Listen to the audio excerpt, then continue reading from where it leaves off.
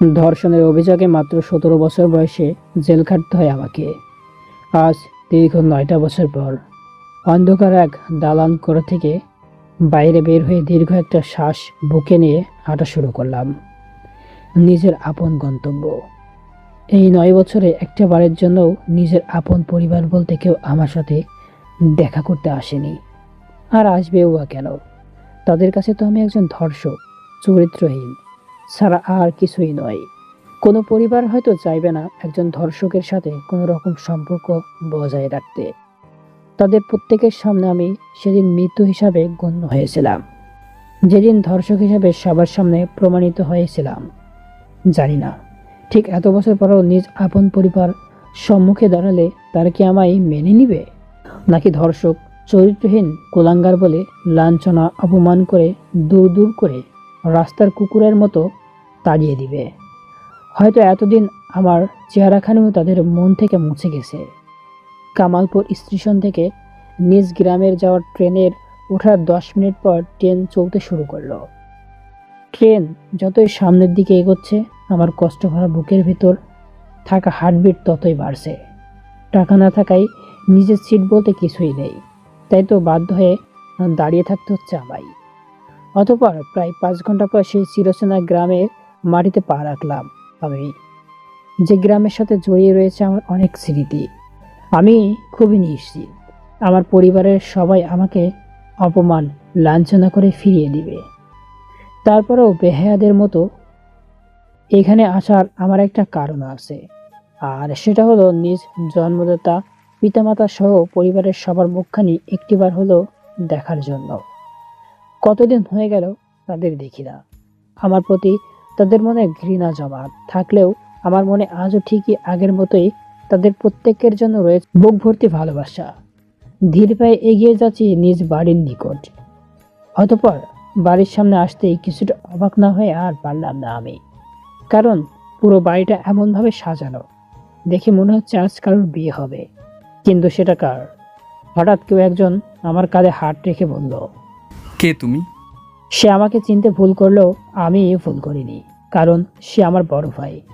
চোখের অশ্রুগুলোকে বাধা দিয়ে বললাম, ভাইয়া, তুমি আমায় চিনতে পারলে না? আমি শাহরিয়ার। আমার কথাটা শুনে ভাইয়া কিছুটা অবাক হয়ে বেশ কিছুক্ষণ চুপ করে আমাকে ভালো করে দেখার পর রাগান্বিত কণ্ঠে আমায় বলল, তুই আর কোন সাহসেই বা এই বাড়ির সামনে এসেছিস? তুই কি ভুলে গেছিস আজ থেকে 9 বছর আগেই তোর জন্য এ বাড়ির দরজা, সীমানা সব কিছুই বাবা নিষিদ্ধ করেছিল? তারপরেও কেন এসেছিস সেখানে? আর তুই কি চাস? সবই তো শেষ করে দিয়েছিস।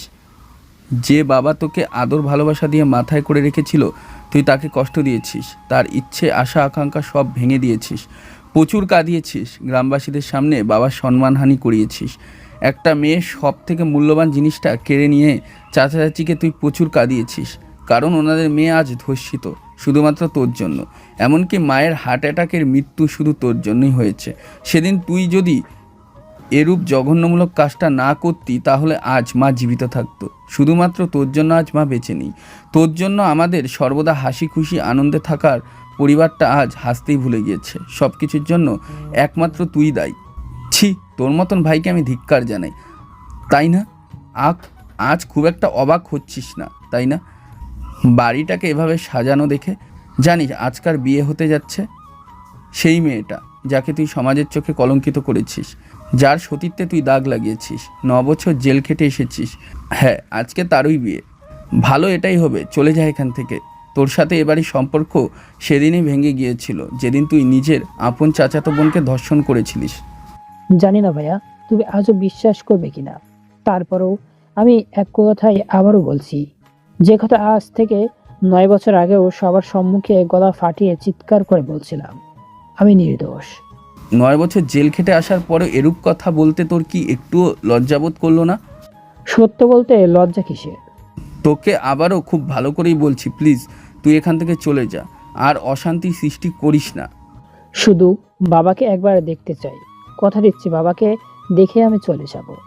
বাবা তোর মতন চরিত্রহীনকে কেন দেখা দিবে? কেন বুঝতে চাইছিস না তুই? ভাইয়া একটু বেশি চিৎকার করে ফেলল, যার ফলে ভাইয়ার চিৎকার শুনে বাবা এবং চাচা উভয়ে বাড়ি থেকে বের হয়ে এলেন এবং ভাইয়াকে জিজ্ঞাসা করলেন, কি হয়েছে? ভাইয়া কিছুটা আমার দিকে তাকিয়ে আমাকে আঙুল দিয়ে ইশারা দিয়ে দেখিয়ে বলল। ওই যে দেখো, 9 বছর জেল খেটে দিয়ার সর্বনাশাকারী এসেছে।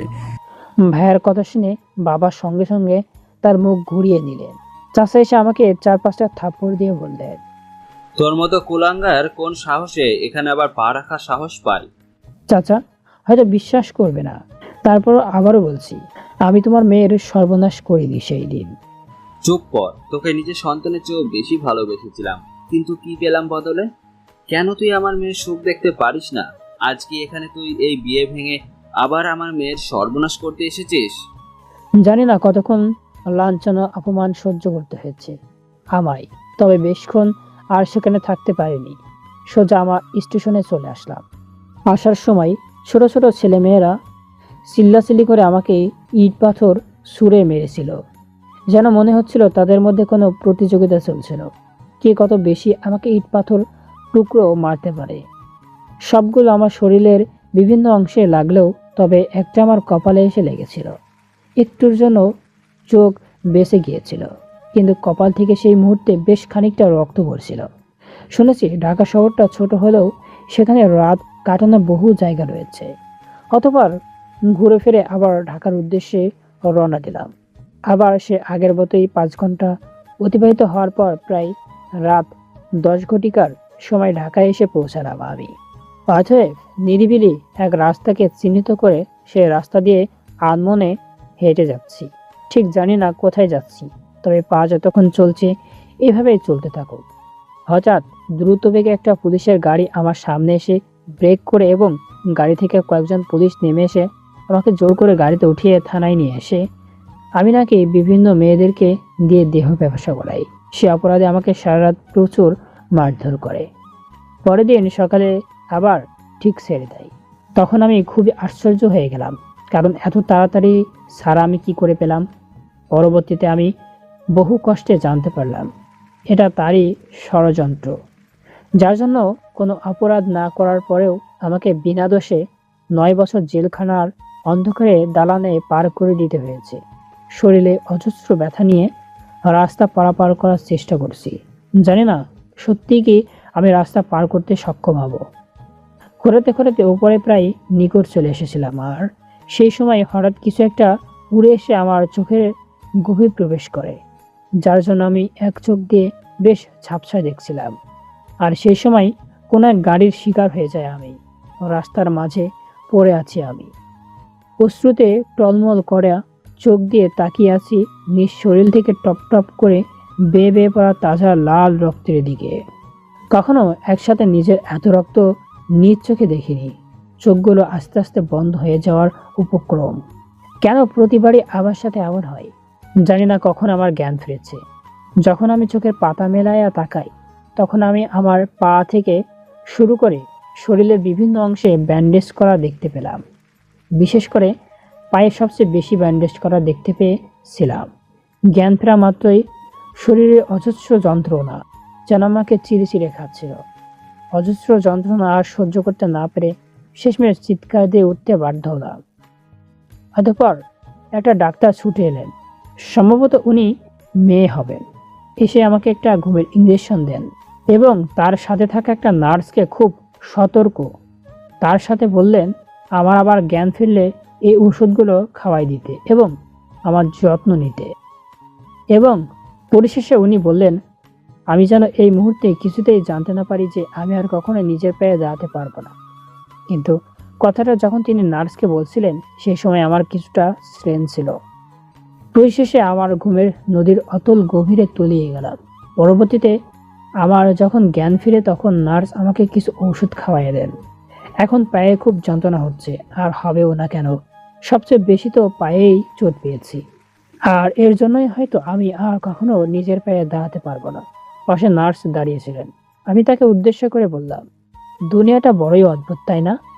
আচ্ছা এমন কেন হয় বলুন তো? অপরাধীরা বেঁচে যায়, সর্বদা নির্দোষরা কেন ফেঁসে যায়? হঠাৎ আমার এমন কথা যেন নার্সকে বেশ অবাক করে দেয়।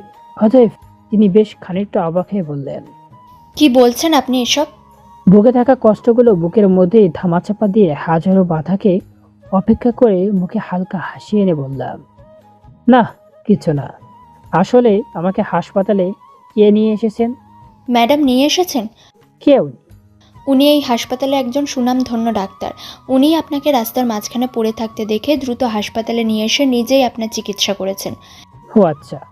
অতঃপর নার্স চলে গেলেন, আর আমি চোখ বুজে সেই হারানো দিনগুলোর প্রতি মন নিবেশ করে চেষ্টা করছি। কতই না ছিলাম সুখে, কিন্তু মাঝখানে কি থেকে কি হয়ে গেল। দোষ না করেও কেন আজ আমার নাম অপরাধীদের তালিকায় অন্তর্ভুক্ত হয়েছে। কখনো ভাবতে পারিনি আমার জীবনও একসময় আধার ঘনিয়ে আসবে, যা আমার জীবনের অনেকটা পরিবর্তন ঘটিয়ে দিতে সক্ষম হবে। আবার চোখের পাতা মেলে তাকালাম। কারোর সুন্দর মিষ্টি কণ্ঠে সামনে দাঁড়িয়ে আছে অপরূপ সৌন্দর্যের অধিকারী একজন মেয়ে, পরনে ডাক্তারি পোশাক। হয়তো ইনি সে, যে আমাকে রাস্তা থেকে এখানে নিয়ে এসে আমার চিকিৎসা করাচ্ছেন। তিনি আমার কিছুটা নিকট এসে বললেন, তা এখন কেমন লাগছে আপনার? ভালো না। কেন, কি হয়েছে? কষ্ট বা খারাপ লাগছে নাকি? কষ্ট, যন্ত্রণা, বেদনা আমার শরীরে নয়, আমার মনের, বুকের ভিতরে, অন্তরের। আমার এমন অদ্ভুত কথা শুনে তিনি গভীর কণ্ঠে বললেন, কেন, প্রেমে ব্যর্থ হয়েছে নাকি? না, কিন্তু তার চেয়ে অধিক কষ্ট আমার। এত কষ্ট কিসের আপনার? সবকিছু সবাইকে বলা যায় না ম্যাডাম। অবশ্যই একজন রোগী চাইলে তার ডক্টরকে ফ্রেন্ড মনে করতেই পারে। তা তো অভ্যস্ত নয় আমি। আচ্ছা ঠিক আছে, নাই বা বললেন, সেটা আপনার ব্যক্তিগত বিষয়। আচ্ছা ম্যাডাম, আমার সুস্থ হতে কতদিন লাগবে? খুব তাড়াতাড়ি সুস্থ হয়ে উঠবেন আপনি। আচ্ছা, আমি কি সত্যি আর নিজের পায়ে দাঁড়াতে পারবো না? হঠাৎ আমার এমন কথা শুনে উনি বেশ পরিমাণ চমকে যান। হয়তো বুঝতে পারছেন না আমি কি করে এ কথা জানতে পারলাম। এদিক ওদিক কয়েকবার তাকিয়ে বললেন, কি বলছেন এসব? কেন দাঁড়াতে পারবেন না? নিশ্চয়ই আপনি দাঁড়াবেন, হাঁটবেন, ছুটবেন, সব কিছু করতে পারবেন। আমাকে মিথ্যা আস্থা দিয়েন না ম্যাডাম। সেই সময় নার্সকে বলা আপনার কথোপকথন আমি শুনেছি। তখনও সেন্স বলতে আমার কিছুটা ছিল। আমার কথার কোনো উত্তর না দিয়ে এখন চুপ করে আছেন তিনি। হয়তো এই মুহূর্তে বলার মতো কোনো ভাষা তার কাছে নেই। অতঃপর তিনি কিছু না বলেই চলে গেলেন আমার সম্মুখ থেকে। তাতে কোনো ভ্রুক্ষেপ বলতে কিছুই করলাম না আমি। আবার নিজ চোখের পাতা বন্ধ করলাম। নিজের ভাগ্যকে বরণ করে নিয়ে বারবার মনে মনে নিজেকে সান্ত্বনা দেওয়ার চেষ্টা করছি, কিন্তু মন আমার শান্ত কিছুতেই হতে যাচ্ছে না। রাতে আমার তিনি অর্থাৎ সেই ডাক্তার ম্যাডাম এসে আমাকে বেশ কিছুক্ষণ পরীক্ষা নিরীক্ষা করেন এবং নার্সকে ওষুধ খাইয়ে দিতে বলেন। ওষুধ খাওয়ার পর তিনি আমায় প্রশ্ন করেন, আপনি কে, কি করেন, কোথায় থাকেন, বাসা কোথায়? আপনার পরিবার বলতে কে কেউ আছে? ওনার কথার উত্তরে আমি প্রচুর পরিমাণ কষ্ট নিয়ে একটা দীর্ঘশ্বাস নিয়ে বললাম, আমি অনাথ, আমার কেউ নেই, থাকার বলতে কোনো স্থান আমার নেই। অতঃপর তিনি সেদিন আর কিছুই জিজ্ঞাসা করেননি আমায়। আস্তে আস্তে সময়ের স্রোতে প্রায় 15 দিনের মতো অতিক্রম হয়ে গেল। আজ ডাক্তার ম্যাডাম অর্থাৎ রায় ম্যাডাম তার সঙ্গে করে আমাকে তার নিজ বাসায় নিয়ে এসে আশ্রয় দান করেন।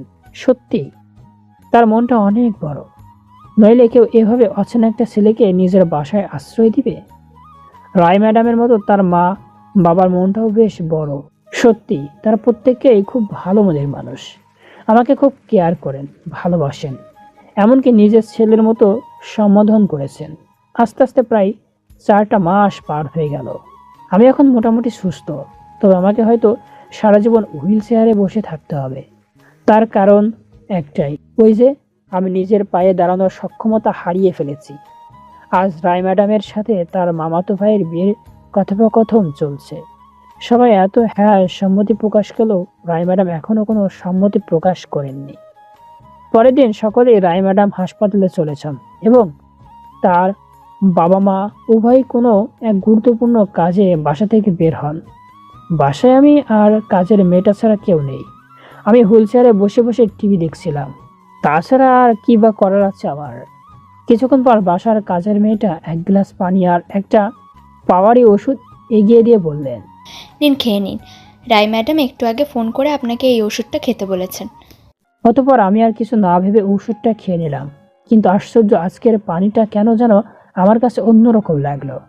হঠাৎ আমি আনবরত কাশতে শুরু করলাম। কাশের সাথে রক্তপাত হচ্ছে আমার গলায়, সুর যেন আমার ধীরে ধীরে বন্ধ হয়ে আসছে। খুব যন্ত্রণা হচ্ছে আমার। কিন্তু আমার এমন কেন হচ্ছে? কাজের মেয়েটার পানির সাথে আবার বিষ খাওয়াই দেয়নি তো আমায়? কাজের মেয়েটার দিকে তাকাতেই দেখতে পেলাম সে মুচকি মুচকি হাসছে। তার মানে আমার সন্দেহ ঠিক, সে আমাকে পানির সাথে বিষ খাওয়াই আছে। কিন্তু কেন? আমি তো তার কোনো ক্ষতি করিনি, তার সাথে কোনো অপরাধ করিনি। তাহলে সে কেন আমায় পানির সাথে বিষ খাওয়ালো? যন্ত্রণায় কিছু বলতেও পারছি না।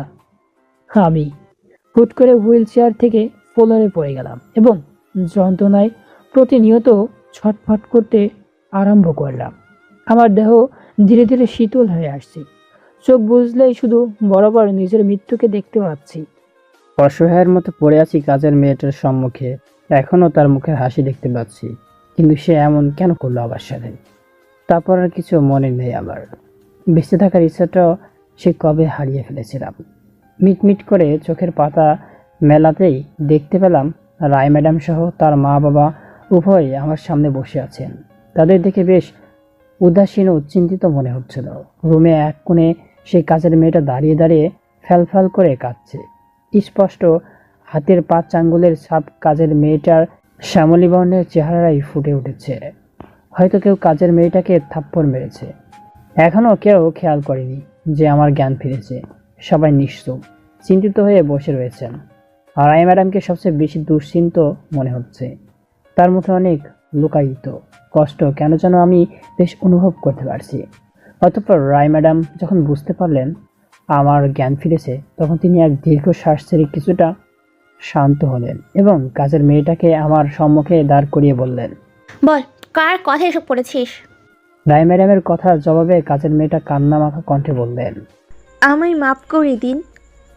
আপনার মামাতো ভাইয়ের কথাতেই আমি ওনাকে বিষ খাইয়েছি।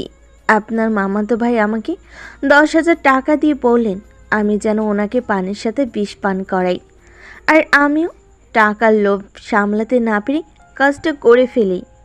কাজের মেয়েটার কথাগুলো শুনে রায় ম্যাডামের মা বাবা দুজনেই একসাথে বলে উঠলেন। কিন্তু কেন আসিফ কেন শাহরিয়ারকে বিষ খাইয়ে মারতে চাইছে? অতঃপর রায় ম্যাডাম তার মা বাবার কথা উত্তরে বললেন, কারণ আসিফ খুব ভালো করে উপলব্ধি করতে পেরেছিল যে আমি শাহরিয়ারকে ভালোবাসি।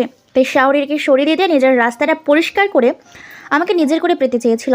ভাগ্যিস আমি সঠিক সময়ে হাসপাতাল থেকে বাসায় চলে এসেছিলাম, না হলে হয়তো শাহরিয়ারের বাঁচা অনিশ্চিত হয়ে যেত। আর শাহরিয়ারের যদি কিছু হয়ে যেত তাহলে আমার বেঁচে থাকাটা অনিশ্চিত হয়ে যেত। নিজেকে কখনো ক্ষমা বলে কিছুই করতে পারতাম না। কথাগুলো বলে রায় ম্যাডাম রুম ত্যাগ করে অন্য রুমে চলে গেলেন। রায় ম্যাডাম চলে যাওয়ার পরপরই রায় ম্যাডামের মা বাবা কাজের মেয়েটাকে দূর দূর করে বাড়ি থেকে তাড়িয়ে দিলেন। চুপচাপ শুয়ে আছি আমি। তখনও চুপ ছিলাম, আর এখনও মনে মনে শুধু একটা কথাই অনবরত ভাবছি, রায় ম্যাডাম কি সত্যি আমাকে ভালোবাসেন? জানি না ঠিক, হয়তো ভালোবাসেন, আবার নাও হতে পারে। রায় ম্যাডামের মা আমার মাথায় হাত বুলিয়ে দিচ্ছে। কেন জানি আজ মায়ের কথা ভীষণ মনে পড়ছে। একটা সময় আমার মাও এইভাবে আমার মাথায় হাত বুলিয়ে দিতেন।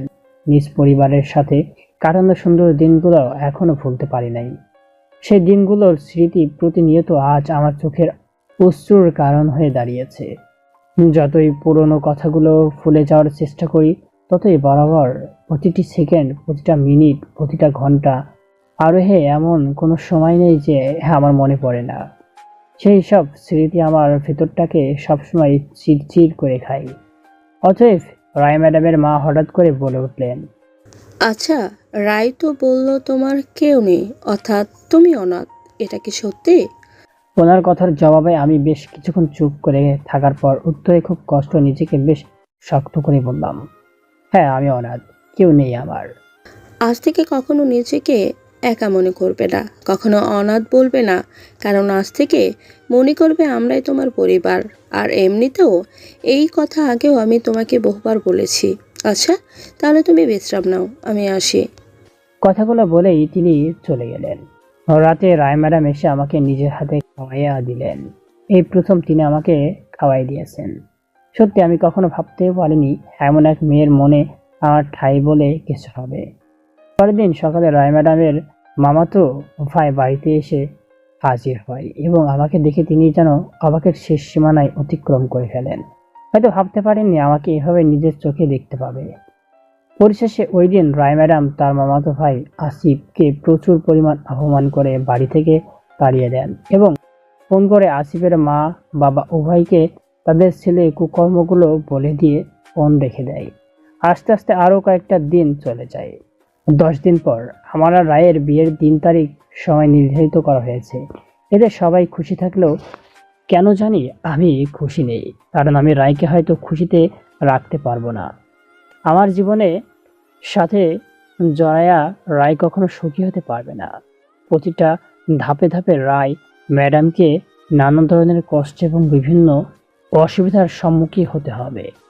হুইল চেয়ারে বসে আছি, চোখের সামনে রায় ম্যাডাম তার কোনো এক গুরুত্বপূর্ণ কাজ সম্পন্ন করার চেষ্টা করছে। হঠাৎ আমি রায় ম্যাডামকে প্রশ্ন করে ফেললাম, প্লিজ আমাকে বিয়ে করে নিজের সর্বনাশ ডেকে আনবেন না। হঠাৎ আমার এমন অদ্ভুত রকমের মুখের কথা শুনে তিনি আমার দিকে কিছুটা চোখ বড় বড় করে তাকালেই আমি আবার ওনার উদ্দেশ্য করে বললাম, আমার জীবনের সাথে নিজেকে জড়ালে পদে পদে অনেক কষ্ট অসুবিধার সম্মুখীন হতে হবে আপনাকে। কেন বুঝতে চাইছেন না আমার কোনো যোগ্যতা নেই আপনাকে বিয়ে করার? না আছে আমার শিক্ষা যোগ্যতা, আর না আছে আমার আপনাকে বিয়ে করার যোগ্যতা। আমি নিজের পায়ে হয়তো আর কখনো দাঁড়াতে পারবো না। আমি সব দিক দিয়ে অচল। প্লিজ আমাকে বিয়ে করে নিজেই নিজের সর্বনাশ সহ বিভিন্ন অসুবিধার দাওয়াত দিয়ে আনবেন না। অতঃপর আমার কথার জবাবে রায় ম্যাডাম তার সমস্ত গুরুত্বপূর্ণ কাজ রেখে দিয়ে আমার কিছুটা নিকট এসে বললেন, তোমার কোনো যোগ্যতা আছে বা নেই সেটা দেখার বা শোনার কোনো ইচ্ছে আমার নেই। আমি তোমাকে ভালোবাসি, জাস্ট এটাই চিরসত্য, এবং তোমাকে ভালোবেসে আমি সব অসুবিধার সম্মুখীন হতেও প্রস্তুত। জানি না মেয়েটা আমার মধ্যে ঠিক কি দেখেছে যা অন্য কেউ দেখতে পাচ্ছে না। রায় ম্যাডামের প্রত্যেকটা কথা যেন আমাকে বেশ অবাক করে দিচ্ছে। অবশেষ সেদিন এসে গেল, অর্থাৎ রায় ম্যাডাম আর আমার বিয়ের দিন। অবশ্য রায় ম্যাডাম ডাকতে আমায় নিষেধ করেছে, তারপরও অনেক দিনের অভ্যাস কি করে বা এত সহজে নিয়ন্ত্রণ করব। সারা বাড়িতে হইচই। ধীরে ধীরে রায়দের সব রিলেটিভরা আসা ধরলো। বিয়েতে রায়ের বড় মামা অর্থাৎ আসিফের বাবা মা, আসিফ অর্থাৎ তাদের পক্ষ থেকে কেউ আসেনি, আর আসবেও বা কিভাবে। রায় যে পরিমাণ অপমান করেছে আমার মনে হয় না আত্মসম্মান বলে কিছু থাকলে তাহলে আর আসবেও না। বিয়েতে রায়ের বড় মামা না আসলেও রায়ের ছোট মামা ঠিকই এসেছেন। শুনেছি রায়ের ছোট মামা নাকি একজন জজ, তবে কখনো দেখা হয়নি তাকে। পরিশেষে বিয়ের বেশ কিছুক্ষণ আগে যখন রায় তার ছোট মামার সাথে আমার পরিচয় করে দিতে চাই, তখন রায়ের ছোট মামাকে দেখে আমি যেন অবাকের শীর্ষে উঠে যাই। উনি যেন বেশ খানিকটা অবাক হয়ে যান। আমি ওনাকে চিনতে ভুল করিনি, আর উনি হয়তো আমায় ঠিকই চিনেছেন, আর চিনবেনই বা না কি করে। স্বয়ং ওনার নির্দেশেই তো আমার 9টা বছর জেল হয়েছিল।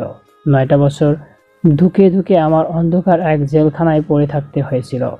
অতএব উনি আমার দিকে বেশ কিছুক্ষণ তাকিয়ে থাকার পর ঘর ভর্তি মানুষের সামনে চিৎকার করে আমাকে আঙুল দিয়ে চিহ্নিত করে দেখিয়ে দিয়ে বললেন, এই বিয়ে হতে পারে না। ধর্ষণের অভিযোগে 9 বছর জেল কাটা এক আসামির সাথে আমার ভাগ্নের বিয়ে হতে পারে না। হঠাৎ ওনার এমন কথা শুনে সবাই যেন কয়েক মুহূর্তের জন্য স্তব্ধ হয়ে গেছিল। প্রত্যেকের চোখের দৃষ্টি লক্ষ্য সবকিছুই যেন আমার উপর এসে পড়েছিল। সবাই তাকিয়ে আছে আমার দিকে, এমনকি রায়ও। নিজের মামার মুখ থেকে এরূপ কথা শুনে রায় তার মামাকে বললেন, মামা, তুমি সে কি বলছো? শাহরিয়ার কেন জেলখানায় আসামি হতে যাবে? নিশ্চয়ই তোমার কোনো না কোনো ভুল হচ্ছে। না, আমার কোনো ভুল হচ্ছে না। হয়তো আমার বয়স বেড়েছে কিছুটা, তারপরেও আমার স্পষ্ট মনে আছে সেই দিনটার প্রতি। সেদিন সমস্ত সাক্ষ্য প্রমাণ ওর বিপক্ষে ছিল। সেদিন সবার সম্মুখে ও ধর্ষক প্রমাণিত হয়েছিল। পরিশেষে নিজের চাচাতো বোনকে ধর্ষণের অভিযোগে স্বয়ং আমার নির্দেশেই ওর 9টা বছর জেল হয়েছিল, কারণ সেই আদালতের বিচারক অর্থাৎ জজ আমি ছিলাম। কী করেই বা আমি এত সহজে ভুলে যেতে পারি সেই দিনটার কথা। আমি কখনো ভাবতেই পারিনি ওর সাথে আমার আবারও সাক্ষাৎ হবে, তবে এবার আসামি রূপে নয়, নিজের ভাগ্নির হবু স্বামী হিসাবে। রায়ের মামার কথাগুলো শুনে সবাই অবাকের চেয়েও দ্বিগুণ অবাকের চুপ হয়ে যান। কারোর গলায় কোনো কণ্ঠস্বর নেই। সবাই যেন বোবা রূপে রূপান্তর হয়ে যায়। রায়ের চোখে আজ স্পষ্ট জল দেখতে পাচ্ছি। এর আগে কখনো রায়ের চোখে আমি জল দেখিনি। অতঃপর রায় আমার বেশ খানিকটা নিকট এসে চোখে টলমল করতে থাকা জলগুলো মুছে কিছুটা ভাঙা গলায় আমাকে বললেন, এসব কি শাহরিয়ার? এখনও তুমি চুপ করে আছো? কেন কিছু বলছো না? মামা যা বলছে তা কি সত্য না মিথ্যা? প্লিজ শাহরিয়ার, আমি তোমাকে রিকোয়েস্ট করে বলছি, দয়া করে এখন আর চুপ করে থেকো না। প্লিজ আমাকে বলো, মামা যা বলছে তা কি সত্যি নাকি মিথ্যে? আমাকে ভুল বুঝবেন না রায়।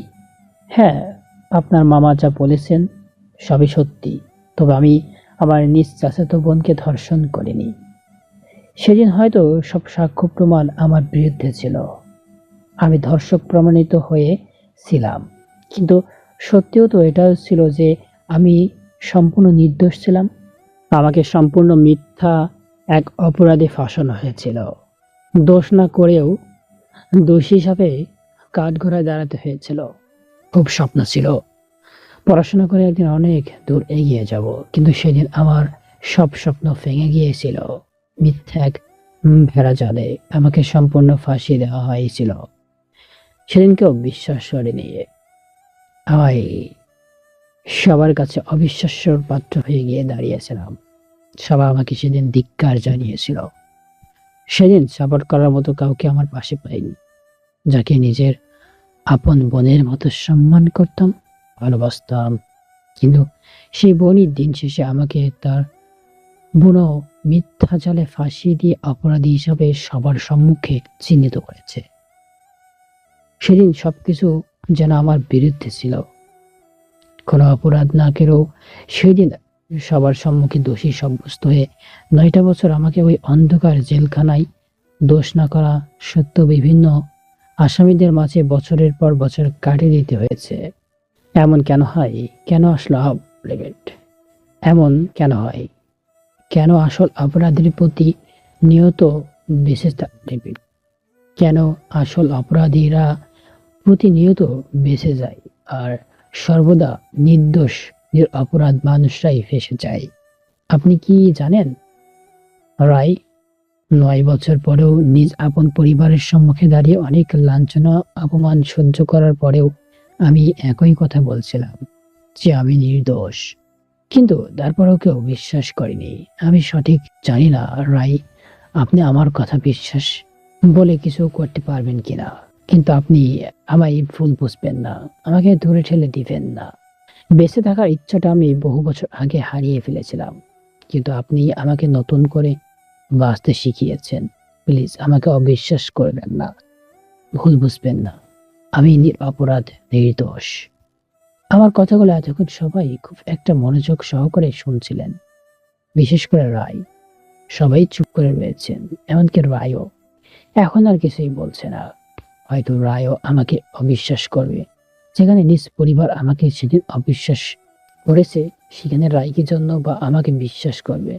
হঠাৎ রায়ের মামা আবার রায়কে উদ্দেশ্য করে বলে উঠলেন, রায়, তুমি হয়তো খুব ভালো করে জানো যে আমি বিচার করার সময় সব দিক ভেবেচিন্তেই বিচার করে থাকি। তাহলে ওর কথা বিশ্বাস করার তো কোনো মানেই হয় না। ও একজন চরিত্রহীন ধর্ষক, এটাই চিরসত্য। জানি না ঠিক ও কোন মতলবেই বা এ বাড়িতে ঢুকেছে। রায়, তুমি কিছু বলো বা না বলো, আমি কিন্তু ওকে কিছুতেই ছেড়ে দিচ্ছি না। এক্ষুনি পুলিশ ডেকে এনে ওকে আবারও ওর ন্যায্য ঠিকানায় পাঠানোর ব্যবস্থা করছি। রায়ের মামার কথা জবাবে রায়ের মা বাবা উভয় বলে উঠলেন, না, এটা করা ঠিক হবে না। আমার মনে হয় না ও কোনো অপরাধ করতে পারে। ক্ষণিকের পরিচয় হলেও আমাদের বিশ্বাস আছে ও সম্পূর্ণ নিরাপদ। তোমরা ওর মধ্যে একজন ধর্ষককে বিশ্বাস করছো? সত্যিই হাস্যকর। রায়, তুমি একটু তোমার মা বাবাকে বোঝাও, হয়তো তাদের মাথা আজ ঠিক নেই কি বলছে এসব। অতঃপর রায় তার মামার কথার উত্তরে নিজেকে বেশ খানিকটা স্বাভাবিক করে বললেন, কি বুঝবো, তারা তো কোনো মিথ্যে বলছে না। হ্যাঁ, আমিও বিশ্বাস করি না এসব।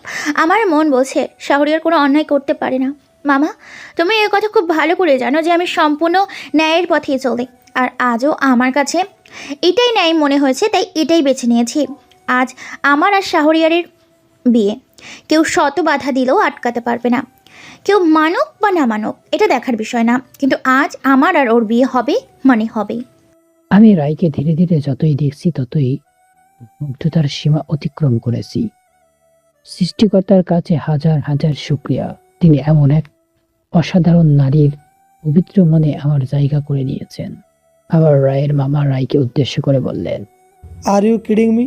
কী হচ্ছে এসব? Are you mad? তোমার মাথা ঠিক আছে? তুমি কি বলছো?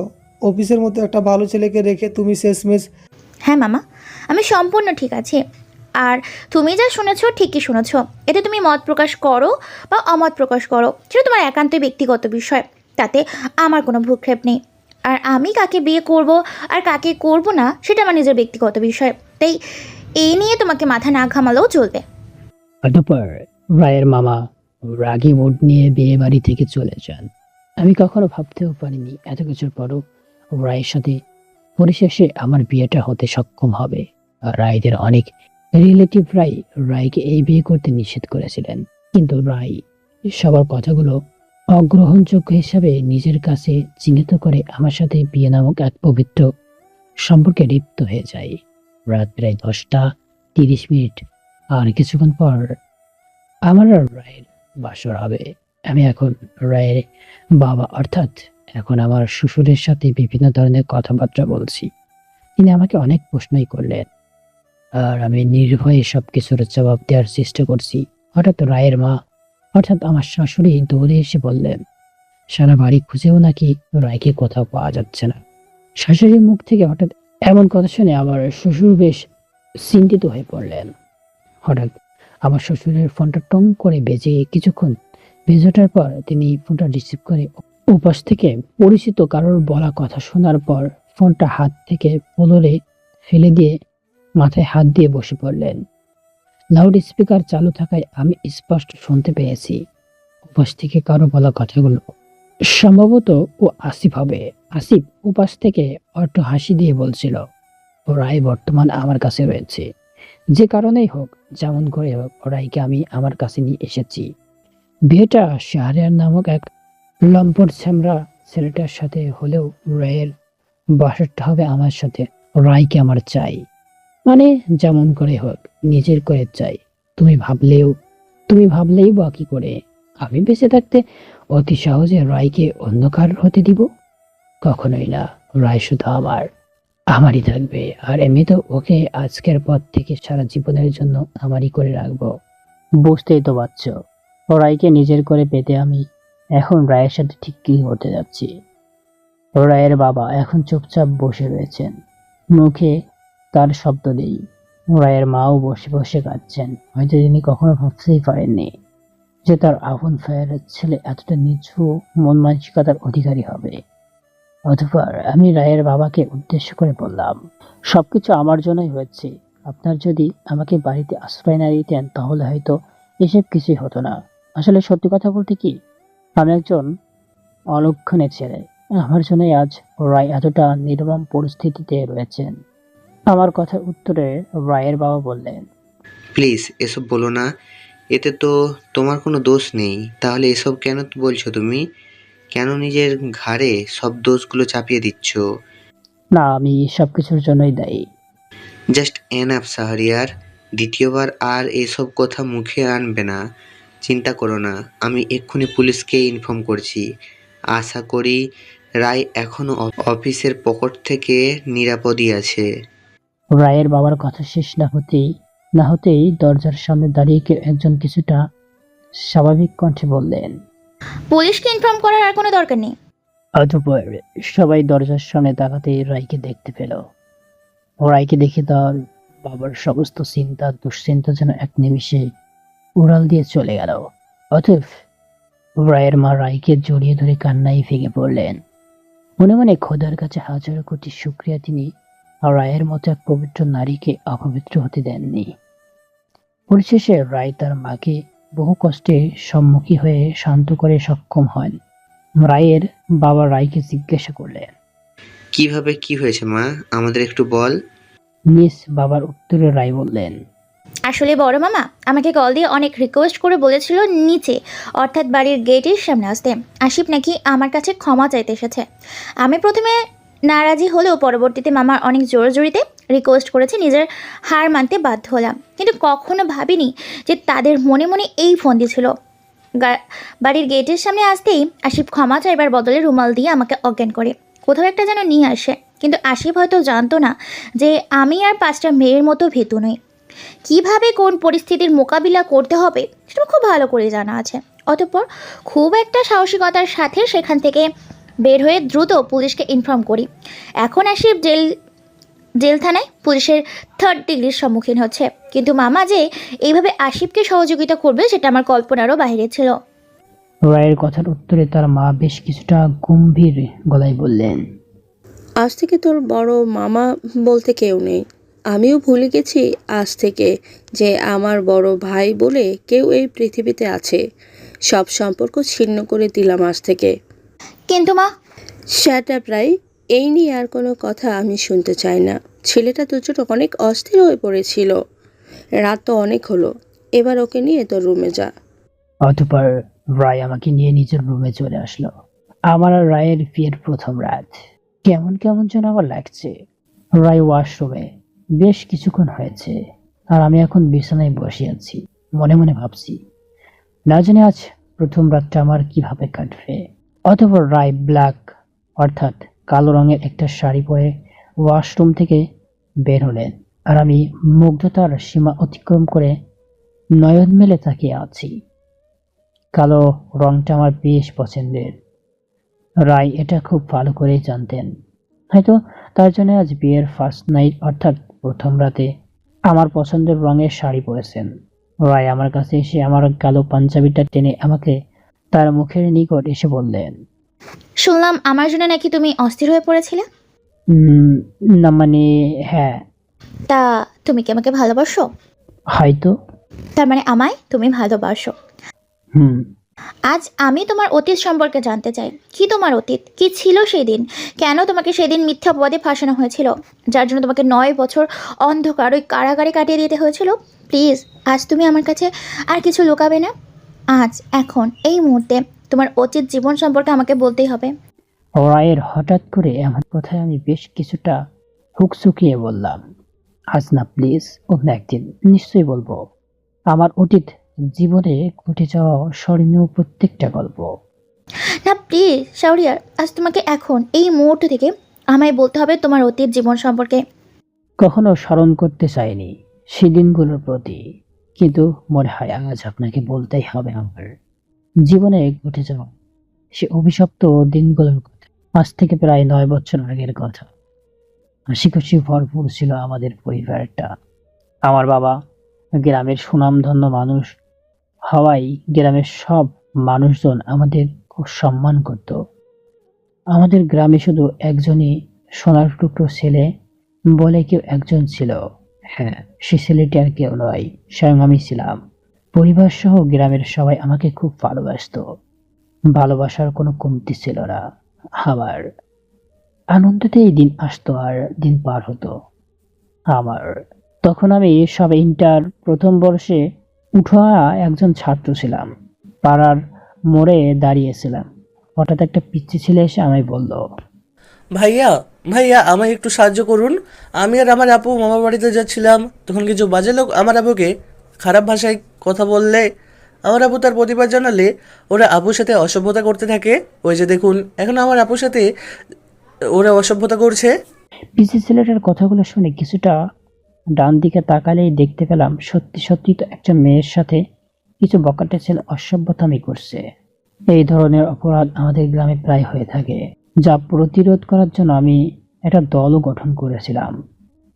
দল গঠনের পর থেকে এসব অপরাধমূলক কাজ একদমই কমে গিয়েছিল।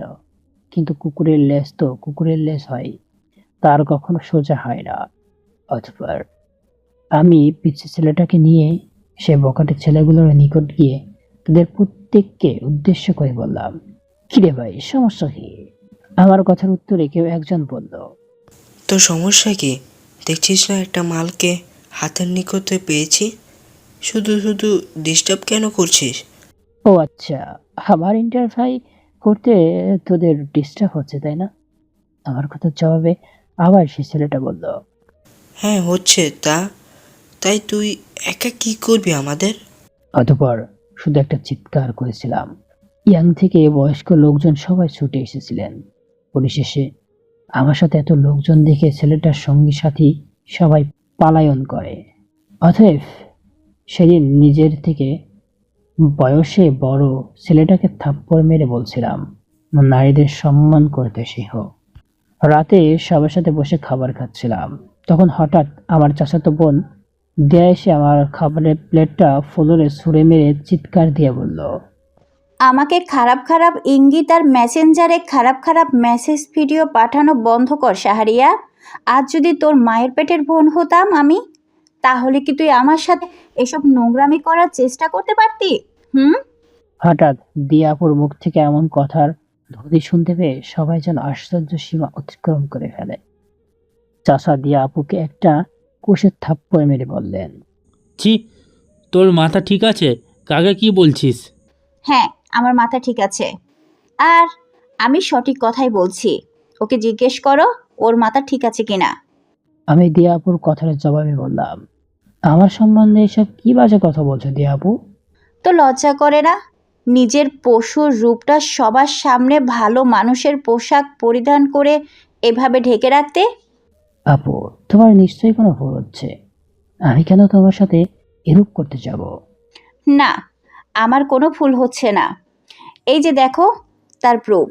তুই আমাকে মেসেঞ্জারে এসব নোংরা নোংরা মেসেজ ভিডিও পাঠিয়েছিস, আর মিথ্যে বলিস না।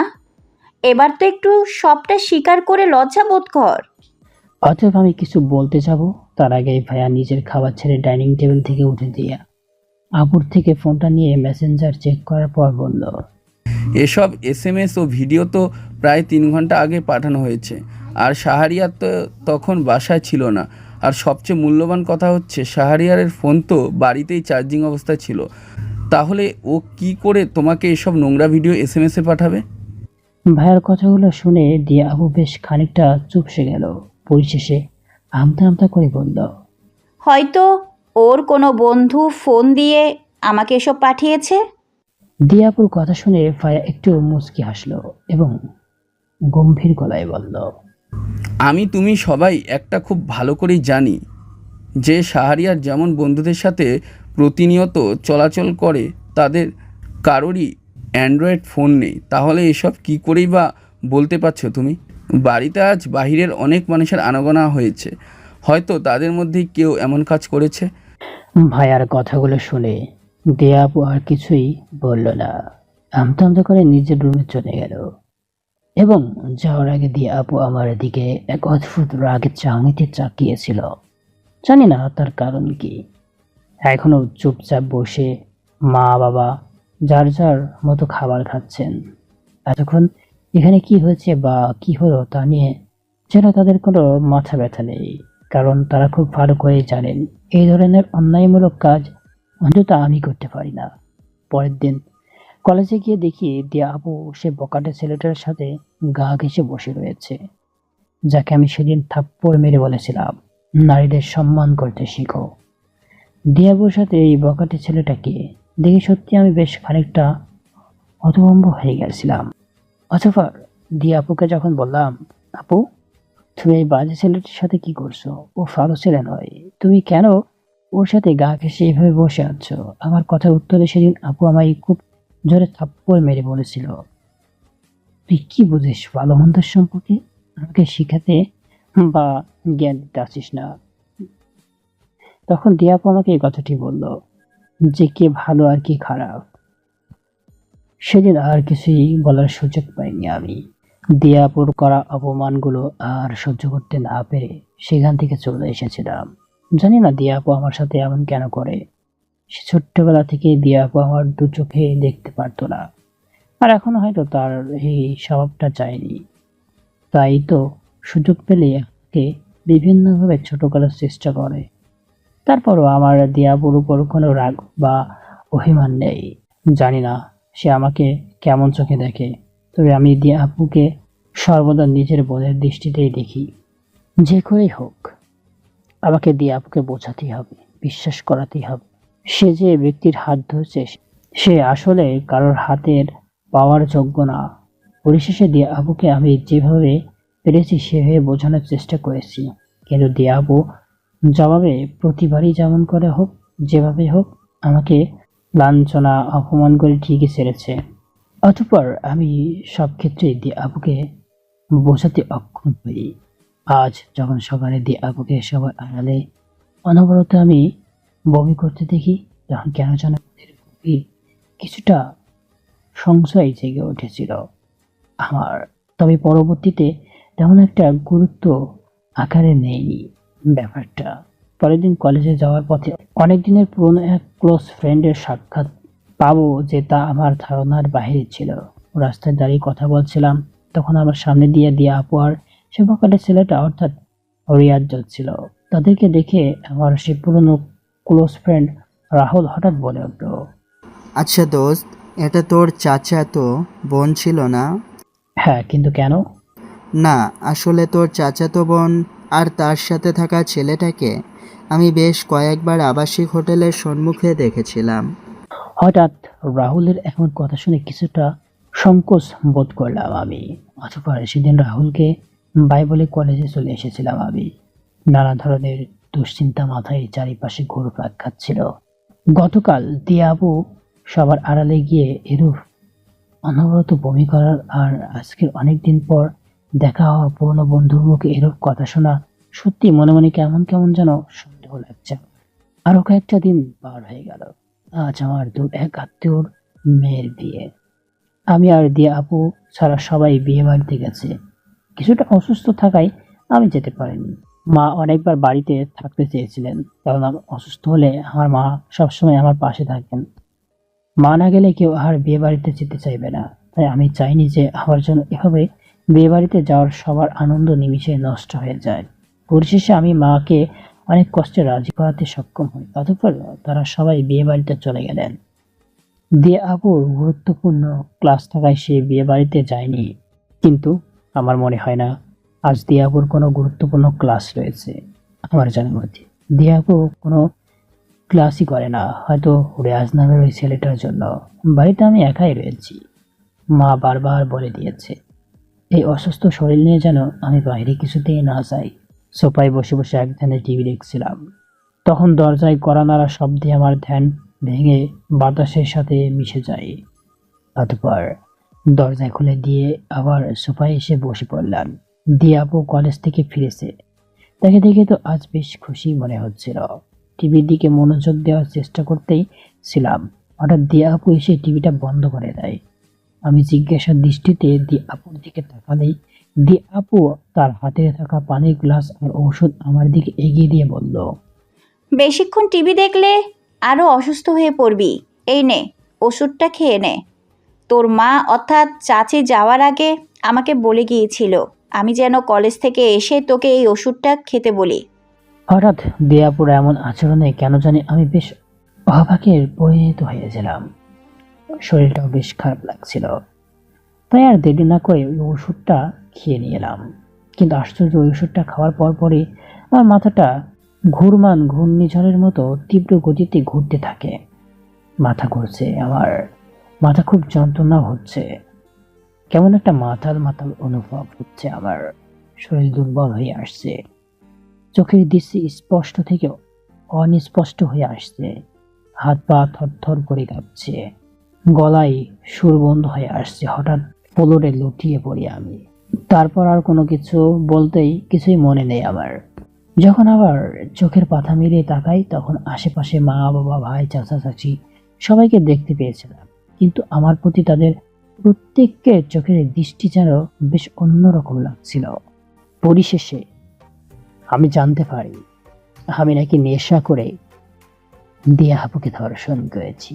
কথাটা শোনা মাত্রই আমি যেন সম্পূর্ণ বোবা হয়ে গিয়েছিলাম। মুখ থেকে যেন আমার কোনো শব্দই বের হচ্ছিল না। অবাকের সীমা তো সেই কখন অতিক্রম করে ফেলেছিলাম। মাথাটা এখনো ঘোরাচ্ছে আমার। শরীরটা বেশ দুর্বল অনুভব হচ্ছে। ডান দিকে কিছুটা দূরে বসে বসে কাছে দিয়ে আপু। তার জামার বেশ কয়েকটা অংশ ছেঁড়া। অনেকেই সান্ত্বনা দেওয়ার চেষ্টা করছে দিয়া আপুকে। আমার মাথায় যেন এখন কিছুই ধরছে না। কি হচ্ছে এসব? অতঃপর ভাইয়া আমাকে জিজ্ঞাসা করলেন, তুই সত্যি কি দিয়ার সাথে এসব করেছিস? ভাইয়ার কথার উত্তরে আমি আশ্চর্য হয়ে বললাম, বিশ্বাস করো ভাইয়া, কসম করে বলছি আমি দিয়া আপুর সাথে এসব কিছুই করিনি। তুমি তো জানোই আমার সম্বন্ধে, তাহলে এসব কেনই বা বলছো আমায়? আমার বলা কথা শেষ না হতে না হতেই দিয়া আপু উঠে দাঁড়িয়ে চিৎকার করে বলল, মিথ্যা, ও এখনো মিথ্যেই বলছে। ওর আগে থেকে আমার উপর ক্ষুধার্ত হায়নাদের মতো নজর ছিল। আজ কলেজ থেকে এসে ওকে হাতে নাতে নেশা করতে ধরেছিলাম, কিন্তু পরক্ষণে ও আমার উপর ক্ষুধার্ত জানোয়ারের মতো ঝাঁপিয়ে পড়ে। পরিশেষে আমার বেঁচে থাকার অধিকারটুকু চিরকাল এর জন্য কেড়ে নেয়। জোর করে আমাকে পবিত্র থেকে অপবিত্র করে, সবচেয়ে বড় সর্বনাশ করে আমার। আমি জানি খুব ভালো করে, অনেকে হয়তো আমার মুখের বলা কথাগুলো বিশ্বাস বলতে কিছুই করবে না, কিন্তু আজ সবাইকে আমার কথা বিশ্বাস করতেই হবে। ওই যে সামনে দাঁড়িয়ে থাকা ছেলেটা আসলে একটা মুখোশধারী নরপশু। আমার সর্বনাশ করার আগেও ওর ফোনে ভিডিও রেকর্ডটা চালু করে রেখেছিলাম, যাতে পরবর্তীতে আমাকে এই ভিডিওটার ভিত্তিতে নিজের বশে রাখতে পারে। কিন্তু আজ এই ভিডিও রেকর্ডটাই সবার সামনে ওর মুখোশ উন্মোচন করবে। নিজের ফাঁদে নিজেই ফেসে গেল অতিরিক্ত নেশা করার ফলে। অতঃপর ও একসময় জ্ঞান শূন্য হয়ে পড়ে। অতএব সেই মুহূর্তে বেশ কয়েকবার সুইসাইড করার বিষয়টা মাথায় টোকা দিয়েছিল, কিন্তু সুইসাইড করতে গিয়ে ও কেন জানি করতে পারেনি। কারণ সেই সময় আমার মনে হয়েছিল এই কাজটা বেটার হবে না।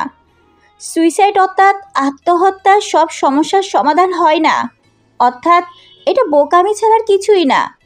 পরিশেষে তখন আমি নিজেকে বহু বাধার সম্মুখীন হয়ে কোনো মতে সামলে নিয়ে ভিডিও রেকর্ডটা প্রমাণস্বরূপ নিজের আয়ত্তে নিয়ে এসে প্রতিনিয়ত ভেজা চোখে তাকিয়েছিলাম বাহিরের দিকে, কখন তোমরা সবাই আসবে এই অপেক্ষাতে প্রহর গুণে বসে রয়েছিলাম আমি।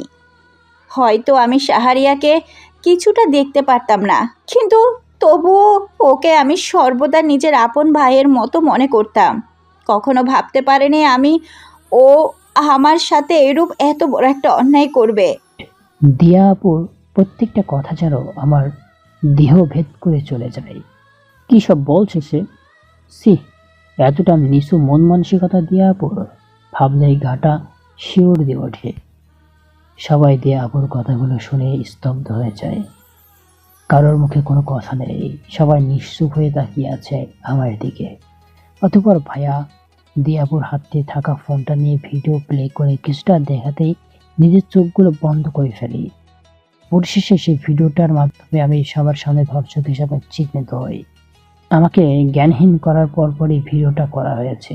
রেকর্ডটা এমনভাবে করা হয়েছে যে কেউ একবার দেখলেই খুবই সহজেই বলে দিতে পারবে আমি দিয়া আপুকে ধর্ষণ করেছি। কিন্তু সত্যি তো এটাই যে আমি দিয়া আপুর সাথে এমন কিছুই করিনি। কিন্তু দিয়া আপু এমন কেন করলো? কি তার উদ্দেশ্য? কি বা লাভ তার? কেন করলো? কেনই বা আমাকে এইভাবে তার বোনা জালে ফাঁসিয়ে দিল? সেই দিন প্রথমবারের মতো বাবা আমার গায়ে হাত তোলে আমাকে সবার সামনে কুলাঙ্গার চরিত্রহীন একজন ধর্ষণ বলে সম্বোধন করেছিল। মা মুখ ঘুরিয়ে নিয়েছিল। ভাইয়াও সেদিন আমায় এই ধিক্কার জানিয়েছিল। যে চাষা সবসময় বুকে বসবাস করতাম আমি, সে চাষাই সেদিন ঘৃণায় আমাকে বুকের মাঝ বরাবর লাথি মেরেছিল। সেদিন আমি চিৎকার করে বলেছিলাম, এইসব মিথ্যা, আমি ধর্ষণ করিনি। দিয়াপু মিথ্যা বলছে, আমি দোষী নই, নির্দোষ, নিরপরাধ আমি। কিন্তু সেদিন আর কেউ আমার কথা শোনেনি, আমায় বিশ্বাস করিনি, আমার কোনো কথা শুনতেই চাইনি। সবাই সেদিন আমায় ধিক্কার জানিয়েছিল, আঙুল তুলে দিয়ে আমাকে ধর্ষণ চরিত্রহীন কুলাঙ্গার বলে লাঞ্ছনা অপমান করেছিল। গ্রামের মানুষজন আমার দিকে তাকিয়ে স্মৃতি করছিল। অতঃপর দিয়াপুর মেডিকেল টেস্ট করা হয়। রিপোর্ট স্পষ্ট উল্লেখ করা ছিল দিয়াপু শারীরিক নির্যাতনের শিকার হয়েছে। সবশেষ আমাকে হাত কড়ি পরিয়ে টেনে হিসড়ে আদালতে তোলা হয়। আমার বিচার কার্যের জন্য ধর্ষকদের মিথ্যা প্রমাণের পাশাপাশি আমার বিরুদ্ধে আর অনেক মিথ্যা প্রমাণও আদালতে পেশ করা হলো। আমি নাকি নেশা করতাম, ড্রাগস নিতাম, ইয়াবা সেবন করতাম। আমি কিশোর গ্যাংয়ের সাথে সম্পূর্ণ জড়িত আছি এবং সবার আড়ালে বিভিন্ন কিশোর অপরাধ অনুভূত করেই যাচ্ছি। সেদিন অসহায়ের মতো আমি তাকিয়ে থাকা ছাড়া আর কিছুই ছিল না আমার হাতে। আমি স্পষ্ট ধ্বংসবাস হয়ে গেছিলাম, সর্বহারা হয়ে গেছিলাম। কেউ ছিল না আমার পাশে, সবাই ছিল আমার বিপক্ষে। পরিশেষে আমার দীর্ঘ 9টা বছরের জন্য অন্ধকার কারাগারে পাঠানোর নির্দেশ আদালত থেকে দেওয়া হয়। 9টা বছর আমি বাইরের আদালত দেখতে পারিনি, বাইরের পরিবেশ সাথে আমি পরিচিত হতে পারিনি। 9টা বছর আর নদীর পাড়ে বসে সূর্য ডোবা দেখতে পাইনি আর পরন্ত বিকেলের আঁকা বাঁকা পথে একে অপরের হাত ধরে কাপলদের হাঁটাহাঁটি দেখতে পাইনি আর রোজকাল কারোর মতো আকাশ ভরা ঝিলমিল করতে থাকা চকচক তারা গুলো। রাত আর দিন আমার কাছে একই মনে হয়েছিল।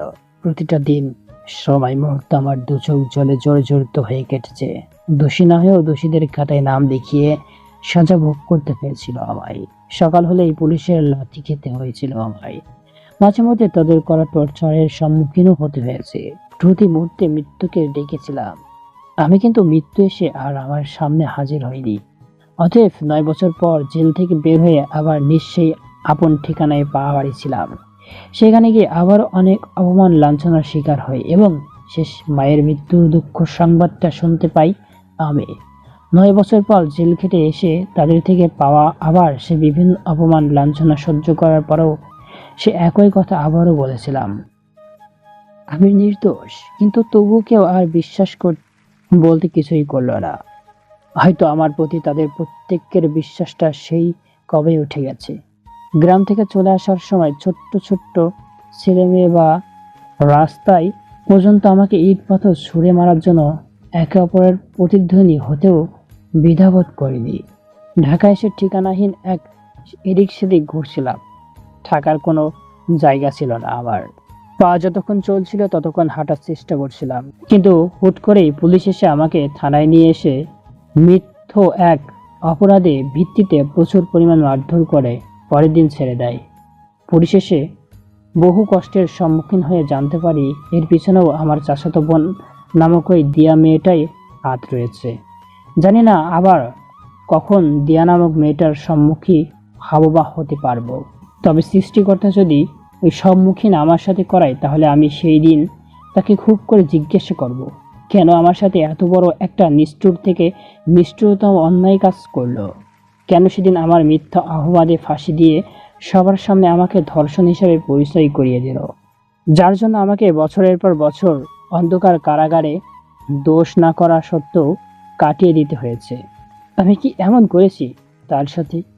কি আমার অপরাধ? কি এমন ক্ষতি করেছি আমি দিয়া নামক মেয়েটার, যার জন্য আমায় এভাবে মিথ্যা অপবাদে মিথ্যা প্রমাণের ভিত্তিতে এত বড় এক অপরাধের ফাঁসিয়ে দিল, আমাকে ধ্বংসের শীর্ষে তুলে দিল, এভাবে মৃত্যুর অতি নিকট ঝুঁকিয়ে দিল, ভেঙে চুরে শূন্য বিচূর্ণ রূপান্তরিত হতে বাধ্য করলো আমায়। নিজ বাসর ঘরে বসে দুঃখের চাদরে মোড়ানো আমার জীবনের গল্প এতক্ষণ রায় নামক পবিত্র সুন্দর মনের অধিকারী, যে কিনা এখন আমার সারা জীবনের সুখ দুঃখের ভাগিদার বা জীবন সঙ্গী, তাকে শোনালাম। আমার জীবনের গল্প শুনে রায় যেন পুরোপূর্ণ বাকরুদ্ধ হয়ে যান। কি বলবে এখন আমায় কিছুই যেন মনে হচ্ছে এখন আর তার মাথায় আসছে না। চোখ ভর্তি অশ্রু নিয়ে রায় আমাকে বেশ খানিকটা শক্ত করে জড়িয়ে ধরল। হঠাৎ মধুর কণ্ঠে মসজিদের মাইক শোনা যাচ্ছে আজান শোনা মাত্র রায় আমাকে ছেড়ে দিয়ে নিজ চোখের জল এবং আমার চোখের জলগুলো শাড়ির আঁচল দিয়ে মুছে দিল এবং একসাথে নামাজ আদায় করার জন্য আমাকে বেশ সতর্কর সাথে ওয়াশরুমে নিয়ে গেল। অতঃপর আমরা উভয়ে একসাথে উজু করে এসে নামাজ আদায় করে নিলাম। আস্তে আস্তে আমাদের বেশ কয়েকদিন খুব ভালোভাবেই বিবাহিক জীবন পার হয়। আজ রায়ের এক বান্ধবীর বিয়েতে রায়কে আর আমাকে বাধ্যতামূলক আসতে বলা হয়েছে। রায়ের মা বাবার আবার বিয়ে বাড়িতে যেতে তেমন একটা ভালো লাগে না, তাই তারা আমাদের সাথে আসতে নারাজ। অতঃপর রায়ের বান্ধবীর বাড়ির নিকটে এসে পৌঁছালাম। রায় গাড়ি থেকে বের হয়ে হুইল চেয়ারে বের করেন এবং আমাকে ধরে হুইল চেয়ারে বসিয়ে সামনে পা বাড়াতে যাবে। সেই মুহূর্তে অন্তত গতিময় একটা গাড়ি রায়ের দিকে তেড়ে আসে। রায় দ্রুত আমার হুইল চেয়ারটা ধাক্কা দিয়ে কিছুটা দূরে ঠেলে দেয় এবং গাড়িটা তৎক্ষণিক রায়কে ধাক্কা মেরে চলে যায়। চোখের সামনে রক্তাক্ত অবস্থায় রায় প্রতিনিয়ত যন্ত্রণায় ছটফট করে উঠছে, আর আমি ঠাস করে হুইল চেয়ার থেকে পড়ে গেলাম। রায় বলে চিৎকার করে রাস্তায় বুক স্পর্শ করিয়ে কিছুটা ছেঁচড়ে বহু কষ্টে রায়ের মুখ নিকট গিয়ে রায়ের ফর্সা দু গাল নিজ শ্যামলাবর্ণের দু হাত দিয়ে স্পর্শ করে চিৎকার করে রায়কে ডাকতে লাগলাম, কিন্তু রায় কোনো কথা বলছে না। জল ভরা চোখ তাকিয়ে থাকা ছাড়া। রায়ের শরীর থেকে প্রচুর রক্তপাত হচ্ছে। রক্তে আমার হাত পর্যন্ত রঞ্চিত হওয়ার উপক্রম। হঠাৎ রায় তার চোখের পাতাগুলো বন্ধ করে ফেলে। হাজার ডাকার পরও রায় আর তার চোখ মিলে তাকিয়ে আমায় দেখল না। দূর দূরান্ত থেকে অনেক মানুষ ছুটে আসছে এদিকে। মুহূর্তেই অনেক মানুষের ভিড় চারিদিকে আচ্ছন্ন হয়ে যায় এবং কিছু মানুষ সাহায্যের জন্য হাত বাড়িয়ে দেন। অতঃপর তাদের সাহায্য সহযোগিতায় গ্রহণ করে আমি রায়কে হাসপাতালে নিয়ে আসতে সক্ষম হই। রায়ের মা বাবা খবর পেয়ে দ্রুত ছুটে আসেন হাসপাতালে। তারা উভয় বেশ আতঙ্কের মধ্যে রয়েছেন, খুব কান্নাকাটি করেছেন, ভয়ের মধ্যে রয়েছেন। একমাত্র মেয়ের যদি কিছু হয়ে যায় তাহলে তারা কার মুখে দিকে চেয়ে থাকবে বা বাঁচবেন। ডাক্তার এখনও অপারেশন থিয়েটার থেকে বের হচ্ছে না। বেশ অনেকটা সময় পার হয়ে গেছে। মনের ভিতর ভয় ভিত্তে ভরপুর হয়ে গেছে। আমার মনটা কেঁদে উঠছে রায়ের জন্য। রায়ের জন্য আজ আমার নতুন করে জীবন পাওয়া, বেঁচে থাকা সব কিছু একমাত্র রায়ের জন্যই। কিন্তু সেই রায়ের যদি কিছু হয়ে যায় তাহলে আমি কি নিয়ে বাঁচব? কি করেই বা এই পৃথিবীর বুকে শ্বাস নিব? কি করেই বা রায়হীন প্রহর কাটাবো? হে আমার প্রতিপালক, আমার সৃষ্টিকর্তা, দয়া করে আমায় তুমি রায়ের মতো পবিত্র সুন্দর ফালমনের এক নারীকে এভাবে আমায় থেকে কেড়ে নিও না। ওকে ছাড়া যে আমি সব ক্ষেত্রেই অচল।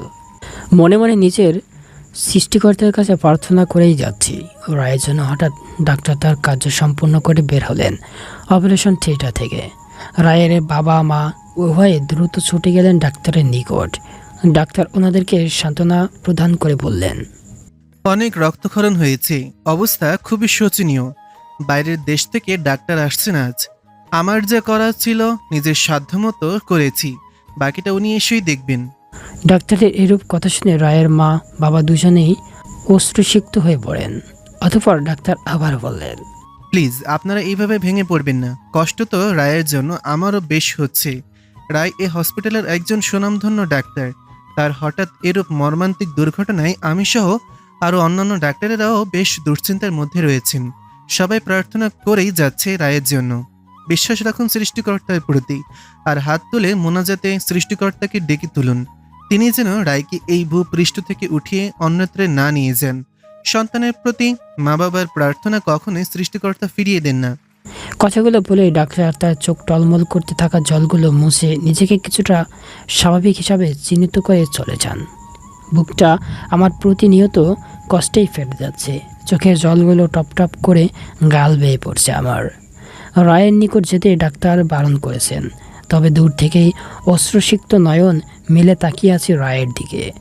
রায়ের মা বাবা হাজার কষ্টের ভিড়ে হারিয়ে গিয়েও নিজেদেরকে বেশ শক্ত করে আমাকে সান্ত্বনামূলক অবস্থা দিয়ে শান্ত করার চেষ্টা করেছেন। সকাল গড়িয়ে রাত নেমে আসলো। পরিশেষে বাইরের দেশ থেকে আসা ডাক্তার হাসপাতালে এসে উপস্থিত হন এবং রায়ের চিকিৎসা করার জন্য অপারেশন থিয়েটারে প্রবেশ করান।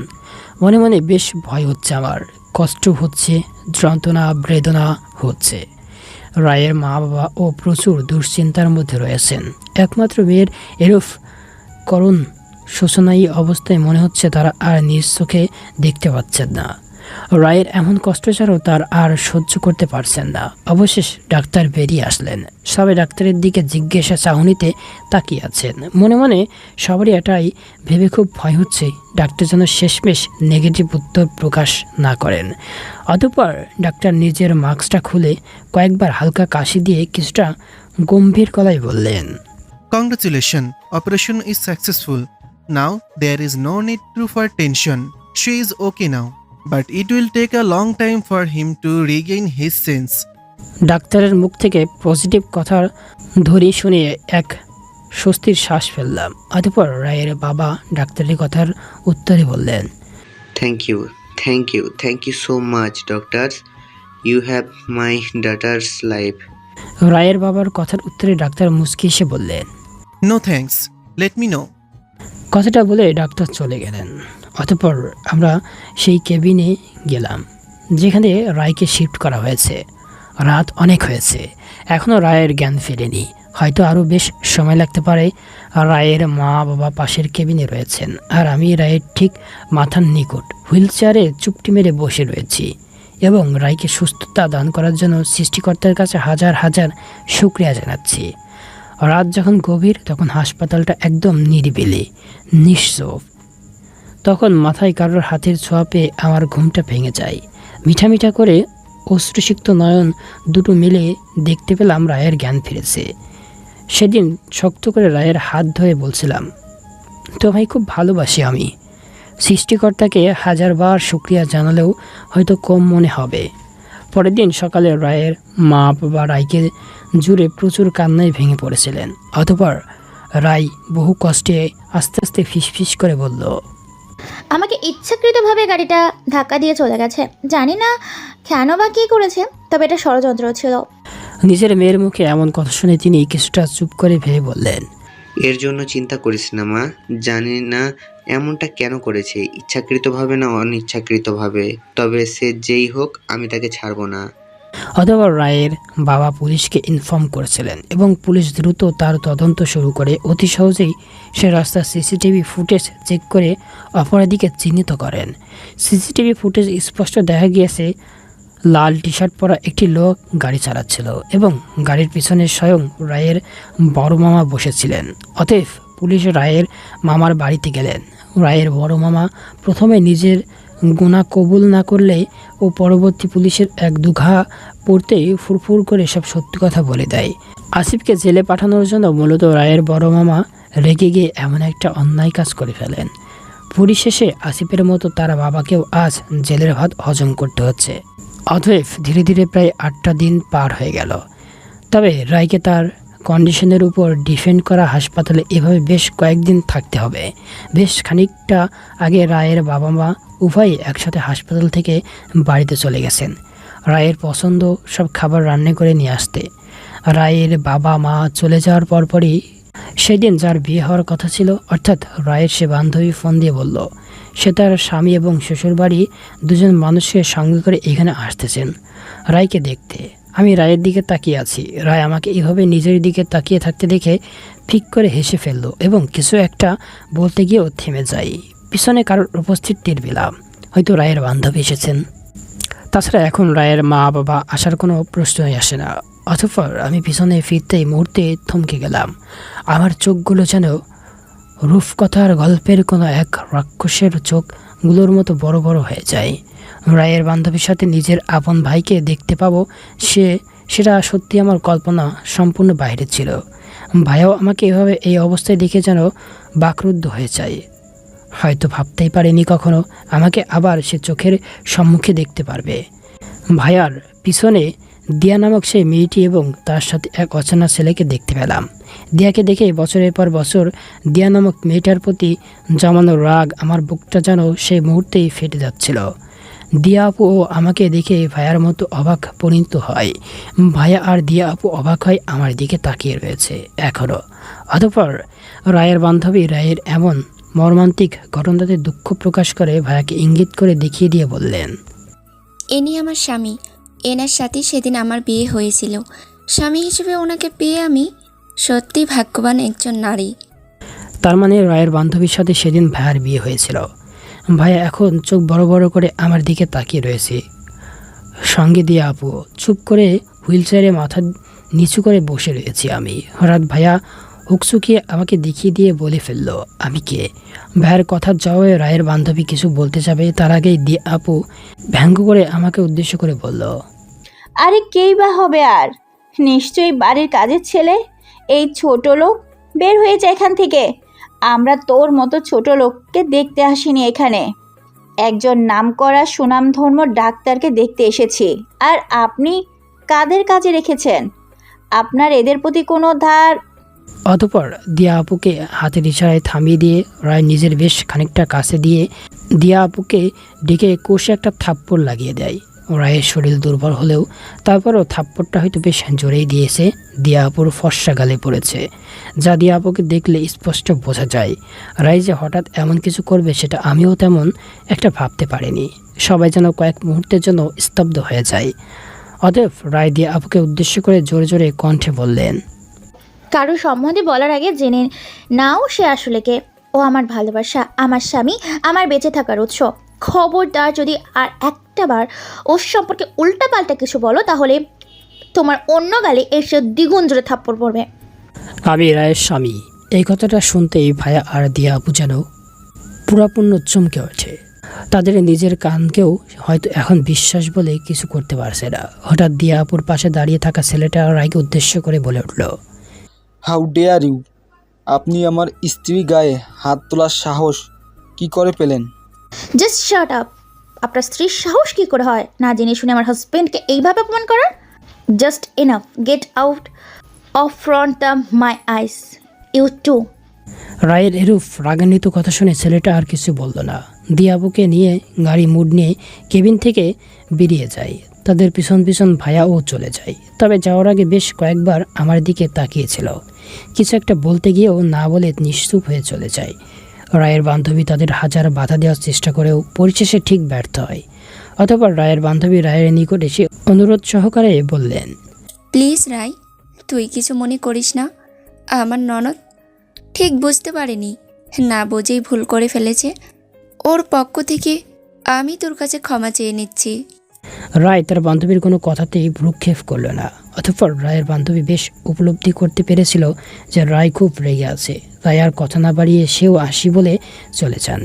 আমি এটা ভেবে বেশ অবাক হচ্ছি, দিয়া আপুর সাথে তাহলে রেয়াজের বিয়ে হয়নি? কিন্তু কেন?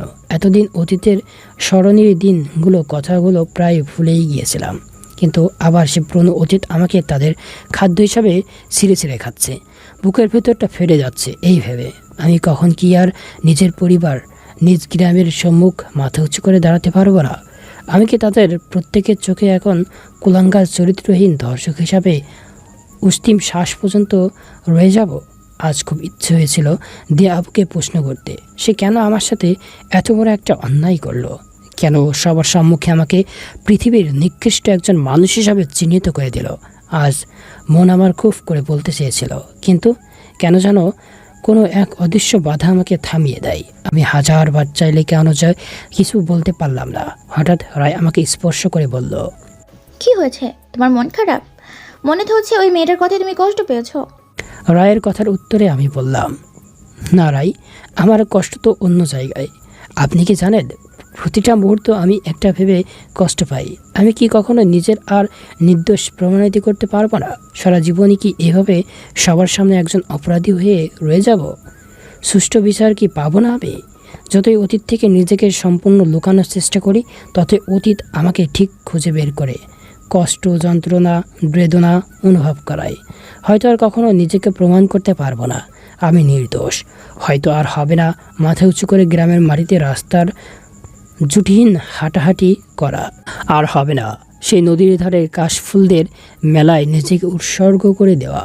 হবে না আর পথ চলা, হাঁটাহাঁটি, বাবার হাতটি ধরে। আর হয়তো কেউ বলবে না, ওই যে দেখো সোনার টুকরো ছেলে। আগের সোনালি দিনগুলো স্মৃতি। প্রতিটা মুহূর্ত আমার চোখে অশ্রুসিক্ত করতে বাধ্য করে। আমি কাঁদতে পারি না আপনার সামনে, কারণ আমি জানি আমার কষ্টে আপনিও কষ্টিত হন। আমাকে কাঁদতে দেখলে আপনিও কাঁদেন, তাই কাঁদতে হয় আমাকে সবার আড়ালে, রাতের অন্ধকারে। জানি না কি এমন পূর্ণ আমি করেছিলাম যে আল্লাহ আপনার মতো একজন সুন্দর মনের অধীশ্বরীর মনের গৃহিণী ঘরে আমার ঠাঁই করে দিয়েছেন। অতঃপর আর কিছু বললাম না। আমি চুপচাপ হুইল চেয়ারে বসে রয়েছি। হয়তো এই হুইল চেয়ারই আমাকে অষ্টিম শ্বাস পর্যন্ত বসে থাকতে হবে। নিয়তির খেলা, সৃষ্টিকর্তার ইচ্ছা মানতে তো হবেই। খুব ইচ্ছা করে আবার আগের মতো হাঁটতে, কিন্তু হয়তো আর হবে না আমার ইচ্ছে পূরণ। অশ্রুতে চোখ আমার কিছুটা ঝাপসা হয়ে আসছে। অতঃপর রায় বললেন, তুমি বাঁচবে মাথা উঁচু করে, আবার সেই পুরনো দিনকার মতো তোমার উপরে থাকা মিথ্যে কলঙ্কের দাগগুলো মুছে যাবে, থাকবে না আর। তুমি সবার সামনে ধর্ষক রূপে ভরসা রাখো সৃষ্টিকর্তার ওপরে। তুমি নিশ্চয়ই আবার হাঁটবে, নিজের পায়ে হাঁটবে, উঠে দাঁড়াবে, দেখবে আবার জগৎটাকে নতুন রূপের বর্ণনায়। এই লড়াইটা তোমার একার নয়, স্বয়ং আমারও। অপেক্ষা করো, হয়ে যাবে ঠিক। তোমার সব কিছু মুছে যাবে, তোমার ওপর থাকা সমস্ত অপবাদ। শাস্তি পাবে নিশ্চয়ই সে যে তোমাকে ফাঁসিয়েছিল, তার বানানো মিথ্যে মাকড়সার জালে। কেঁদো না তুমি, পেও না দুঃখ, সময় আসবে তোমারও। তুমি হাসবে সেই দিন, কাঁদবে দোষী, হয়ে যাবে সব ঠিক। কথাগুলো বলার পরপরই রায় তার হাত বাড়িয়ে আমার চোখের অশ্রু মুছে দিল। আমি সেই মুহূর্তেই রায়ের হাতটা ধরে রায়ের চোখের দিকে তাকিয়ে বললাম, রায়, আপনি হয়তো অবাক হবেন এটা শুনে যে আপনার বান্ধবীর স্বামী হচ্ছে আমার আপন বড় ভাই, যার সাথে আমার রক্তের সম্পর্ক। আমার কথাগুলো শুনে রায় অবাক হয়ে বলল, তার মানে নিশ্চয়ই যেই মেয়েটা তোমাকে অপমান করেছিল সেই দিয়া নামক সেই পাপী মেয়েটা। আমি অশ্রুসিক্ত নয়ন দুটো বন্ধ করে মাথা খানিকটাকে নিচু করে বললাম, হ্যাঁ। শিট, তুমি যদি সেই মুহূর্তে বলতে এই সেই মেয়ে যার মিথ্যা অপবাদে তোমাকে 9 বছর কারাগারে থাকতে হয়েছে, তাহলে সেই মুহূর্তে নিজে অসুস্থতার কথা ভুলে গিয়ে আরও কয়েকটা থাপ্পড় লাগিয়ে দিতে পারতাম। আপনি অসুস্থ, উত্তেজিত হয়ে পড়তেন, তাই হয়তো কোনো এক অদৃশ্য বাধা আমাকে সেই সময় থামিয়ে দিয়েছিল। এত চিন্তিত তুমি আমার জন্য? হ্যাঁ, আপনি ছাড়া কেই বা আছে যে এইভাবে পাশে থাকবে আমার? পা দুটো অচল, তা জানা সত্ত্বেও আমার কাছে আসবে, ভালোবাসবে, সেবা করবে, নানা অসুবিধার সম্মুখীন হবে, আমায় এত বিশ্বাস করবে। আমার কথার উত্তরে রায় কিছুটা হেসে দিয়ে বললেন, আমাকে আপনি বলা বন্ধ করে দিলেই কিন্তু খুশি হব। আর একবার আপনি করে বলে কথা বলবো না আর তোমার সাথে। আর এমনিতেই কথা না বলতে থাকতেও পারবো না তোমার সাথে, কারণ একটাই, তোমার প্রতি আমার বিশ্বাসটা গভীর, ভালোবাসাটা সত্য। আস্তে আস্তে সময়ের গতিতে 1 মাস পার হয়ে যায়। রায় এখন সম্পূর্ণ সুস্থ। এই 1 মাসে আর রায়ের বান্ধবী হাসপাতালে রায়কে দেখতে আসেনি। হয়তো তার চোখেও ধুলো মিশ্র করিয়ে দেওয়া হয়েছে। সুস্থ হওয়ার পরপরই রায়কে ধীরে ধীরে আমার কাছে যেন কেমন একটা অদ্ভুত লাগতে আরম্ভ করে। কারণ রায় আর আগের মতো আমায় তেমন একটা কেয়ার করে না। কাজের চাপে হয়তো এইভাবে ব্যাপারটা উড়িয়ে দিলেও পরবর্তীতে ব্যাপারটা উড়িয়ে দিতে পারলাম না। দিন দিন আমার প্রতি রায়ের অবহেলা বেড়েই যাচ্ছে, যা আমার কাছে অসহীন, কষ্টকর, যন্ত্রণা, বেদনাদায়ক। চোখের পাতা মিলে ঘুমানোর চেষ্টা করেছি, কিন্তু ঘুম আসছে না। আমার ঘুম কেড়ে নেওয়ার মানুষটা বেশ আরামেই আমার পাশে নিশ্চিন্ত গভীর নিদ্রায় রয়েছেন। চোখের পাতা বন্ধ করলাম, মনটা কাল ভীতুতে সম্পূর্ণ ভরে গেছে। এটা ভেবে হঠাৎ রায়ের কি হলো। পরের দিন সকালে রোজকার মতো হুইলচেয়ারে বসে চা খাচ্ছিলাম। সেই মুহূর্তে কোথা থেকে যেন রায় এসে আমার হাত থেকে চায়ের কাপটা ফ্লোরে ফেলে দিয়ে সর্বোচ্চ শক্তি প্রদান করে প্রথমবারের মতো থাপ্পড় বসিয়ে দেয় আমার গালে। আমি সেই মুহূর্তে সম্পূর্ণ বাকরুদ্ধ হয়ে গেছিলাম। মনের মধ্যে খুব ভয় হচ্ছে বটে, আমি কি কোনো ভুল করে ফেলেছি যে রায় আমাকে আজ এইভাবে থাপ্পড় মারল? অবাক করা চাহনিতে অশ্রুসিক্ত নয়নে রায়ের দিকে তাকালে রায় মুখ ফিরিয়ে নিয়ে রাগান্বিত কণ্ঠে বলল, সত্যি আমি ভুল ছিলাম, আমি বেঠিক ছিলাম। তুমি সত্যি একজন ধর্ষক, কুলাঙ্গার, চরিত্রহীন। রায়ের মুখ থেকে যে এই একসময় 3টা বাক্য শুনতে পাবো তা সত্যি ভাবতে কল্পনাও করতে পারিনি। আমি যে এতদিন আমার পাশে ছিল, আমাকে সাপোর্ট করেছিল, ভালোবেসেছিল, বিশ্বাস করেছিল, আর আজ স্বয়ং তার মুখে এই 3টা কথা শুনে আমি সম্পূর্ণ বাকরুদ্ধ হয়ে গেছিলাম। অবাকের সর্বোচ্চ সীমা অতিক্রম করে বোবা রূপে রূপান্তরিত হয়ে গেছিলাম। চোখের অশ্রু তীব্র আকারে বেয়ে বেয়ে পড়তে আরম্ভ করে। বুকের ভিতরটা কষ্টের আগুনে জ্বলে পুড়ে ছাই হয়ে যাচ্ছে। অতএব রায় আবার বলল, আমি ভুল ছিলাম তোর মতো চরিত্রহীনকে বাড়িতে আশ্রয় দিয়ে, ভুল করেছিলাম তোর মতো এক ধর্ষণকে বিয়ে করে, ভুল হয়েছিল আমার তোর মতো এক কুলাঙ্গারের সাথে বিয়ে নামক এই পবিত্র সম্পর্কে আবদ্ধ হয়ে। আজ আমি আমার করা ভুলগুলো সংশোধন করব। তোর মতো একজন ধর্ষকের বেঁচে থাকার কোনো অধিকার নেই। তোরা জানোয়ার, নিকৃষ্ট পশু, তোদের মতো নারী দেহ লোভী দর্শকদের বাঁচার কোনো অধিকার হয় না। তোদের শুধু মরার অধিকার আছে, বেঁচে থাকার নয়। কথাগুলো বলার পর রায় একটা পিস্তল বের করে আমার দিকে তাক করলো। মুহূর্তেই আমার চোখ জোড়া বড় বড় হয়ে যায়। কি হচ্ছে এসব আমার সাথে? রায় কেন হঠাৎ আমার সাথে এরূপ আচরণ করছে? হঠাৎ রায় পিস্তলটা চালিয়ে দেয়। নিমিষেই আমার চারপাশটা অন্ধকারে আচ্ছন্ন হয়ে পড়ে। গুলিটা এসে আমার বুকে ভেদ করে পিছন থেকে বেরিয়ে যায়। ঠাস করে ফ্লোরে লুটিয়ে পড়লাম। বুক থেকে গলগল করে রক্ত ফ্লোরে কয়েক সেকেন্ডের মধ্যে রঙিন হয়ে যায়। হয়তো আর এই যাত্রায় হবে না বেঁচে ফেরা। ধীরে ধীরে হচ্ছে শীতল আমার দেহ। খানিক পর আছি মৃত্যুর দুয়ারে। উঠিয়ে নেওয়ার জন্য আসছে সে। চারিদিকে গুটগুট অন্ধকারে লাগছে। আমার চোখগুলো প্রায় চিরতরে বন্ধ হয়ে যাওয়ার শিকড়ে রয়েছে। তাকিয়ে আছি রায়ের দিকে। অষ্টিম শ্বাস পর্যন্ত হয়তো এভাবেই থাকবো। চোখের কোণা থেকে পড়া অনবরত আমার অশ্রু মিশ্রিত হয়ে যাচ্ছে আমারই দেহে তাজা রক্তের সাথে। রায়ের মুখে হাসি, তবে চোখে জল। হাতে পিস্তল, মাথা নিচু, বুকে প্রশান্তি, অন্তরে ব্যথা। হঠাৎ রায় পিস্তলটা নিজ মাথায় বরাবর তাক করলো এবং আমার দিকে একবার তাকে নিজ অশ্রু সিনাক্ত নয়ন জোড়া বন্ধ করে ট্রাগারটা হালকা স্পর্শ করে বেশ খানিকটা জোরে চাপ দিল। না বলে চিৎকার করে চোখের পাথা মেলে উঠতে বসলাম। চারিদিকে অন্ধকার। ডিম লাইটের হালকা আলোতে দেখা যাচ্ছে পাশে গভীর নিদ্রায় রয়েছে রায়। তার মানে এতক্ষণ আমি দুঃস্বপ্ন দেখেছিলাম। ঘামে আমার শার্টটা ভিজে একবার বুকের ভিতরটা ভয়ে এখনও ধুপ ধুপ করছে। রাত হয়তো অনেক গভীর। বাইরে প্রচণ্ড বৃষ্টি হচ্ছে, সে সাথে বিকট শব্দে বজ্রপাত ও বজ্রপাতের শব্দ আমি ছোট্টবেলা থেকেই ভয় পাই। আজও তার ব্যতিক্রম হলো না। খোলা জানালা দিয়ে প্রচণ্ড বেগে ঠান্ডা বাতাস বয়ে আসছে রুমে। শরীরটা বারবার শিউরে উঠছে। কাঁপুনি শুরু হয়ে গেছে। মাথা ঘোরাচ্ছে, ঝিমঝিম করছে, কষ্ট হচ্ছে, অস্বস্তি লাগছে, খারাপ লাগছে। শীতে কাঁপছি, যন্ত্রণায় কুকিয়ে উঠছি। না, আর পারছি না এত যন্ত্রণা সহ্য করতে। অতঃপর একটু জোরেই কুকিয়ে উঠলাম। হঠাৎ রুমের লাইট জ্বলে উঠল। তাকিয়ে দেখি রায় আমার দিকে তাকিয়ে রয়েছে। হয়তো বেশ আন্দাজ করতে পেরেছে আমি অসুস্থ বোধ করছি। অতএব রায় আমাকে স্পর্শ করলো এবং সাথে সাথে চমকে উঠে বলল, শরীরটা জ্বরে পড়ে যাচ্ছে আর তুমি আমায় নারীকে যন্ত্রণায় কুকাচ্ছ? না, আমার তেমন কিছু হয়নি, আমি ঠিক আছি। একদম চুপ। কথাটা বলার পরপরই রায় ওষুধ বের করে আমায় খাওয়াই দিল এবং ঝাঁঝালো কণ্ঠে বলল, তোমাকে কতবার বলেছিলাম খারাপ লাগবে বা অসুস্থ বোধ করলে আমাকে বলবে, নীরবে সহ্য করতে বলিনি? খোলা জানালা দিয়ে বয়ে আসা ঠান্ডা বাতাস এখন আমায় অসুবিধার কারণ হয়ে দাঁড়াচ্ছে, যা বেশ উপলব্ধি করতে পেরেছিল। রায় তার হয়তো দ্রুত জানালাটা বন্ধ করে একটা কাঁথা টেনে দিল আমায়। লাইট বন্ধ করে দিয়ে পিছন থেকে আমায় জড়িয়ে ধরে মাথা হালকা স্পর্শে হাত বুলিয়ে দিয়ে বলল, আর কোনোদিন আমার থেকে এসব লুকাবে না। আজ আর রায়কে খুব একটা অদ্ভুত লাগছে না।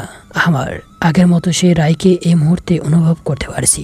পরের দিন আর বিছানা থেকে উঠার শক্তি ধীরে ধীরে খুঁজে পেলাম না, কারণ জ্বর বেড়ে গেছে আগের তুলনায় চেয়েও। অতএব 2 দিন পর সম্পূর্ণ সুস্থ অর্জন করলাম আমি।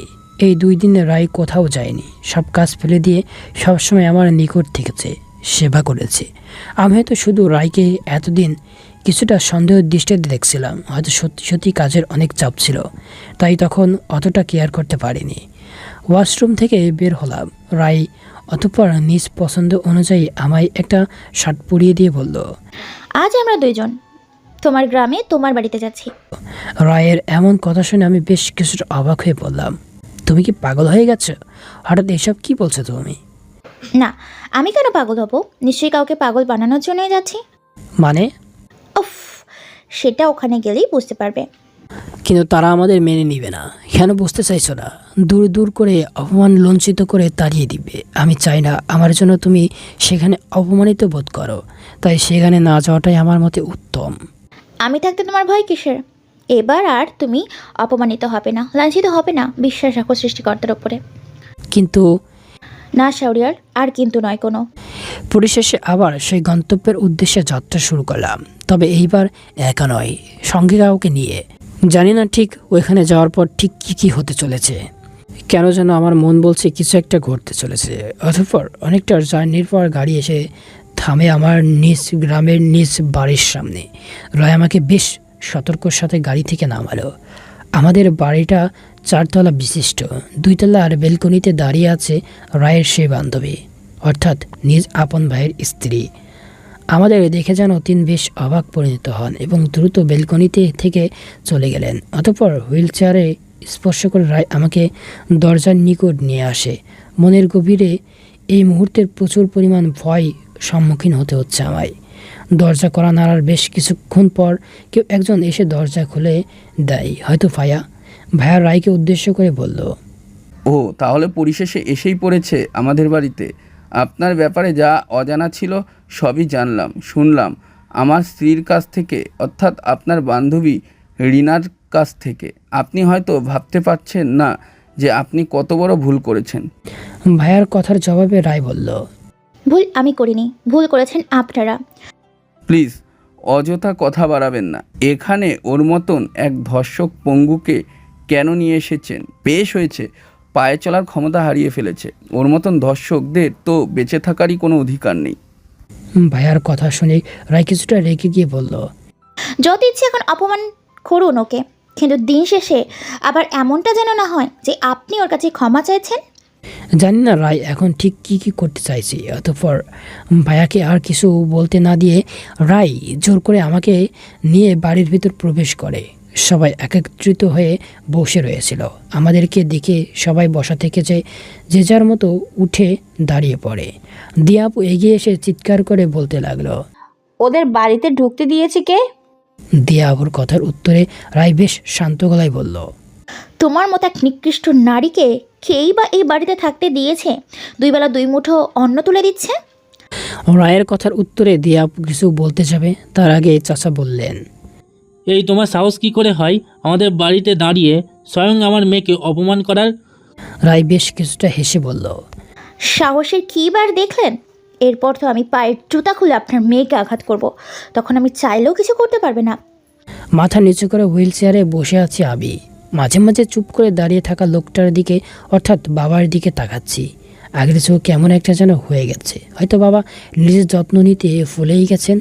মাথায় তেমন কিছু ধরছে না আমার। রায় ঠিক কি করতে চাইছে?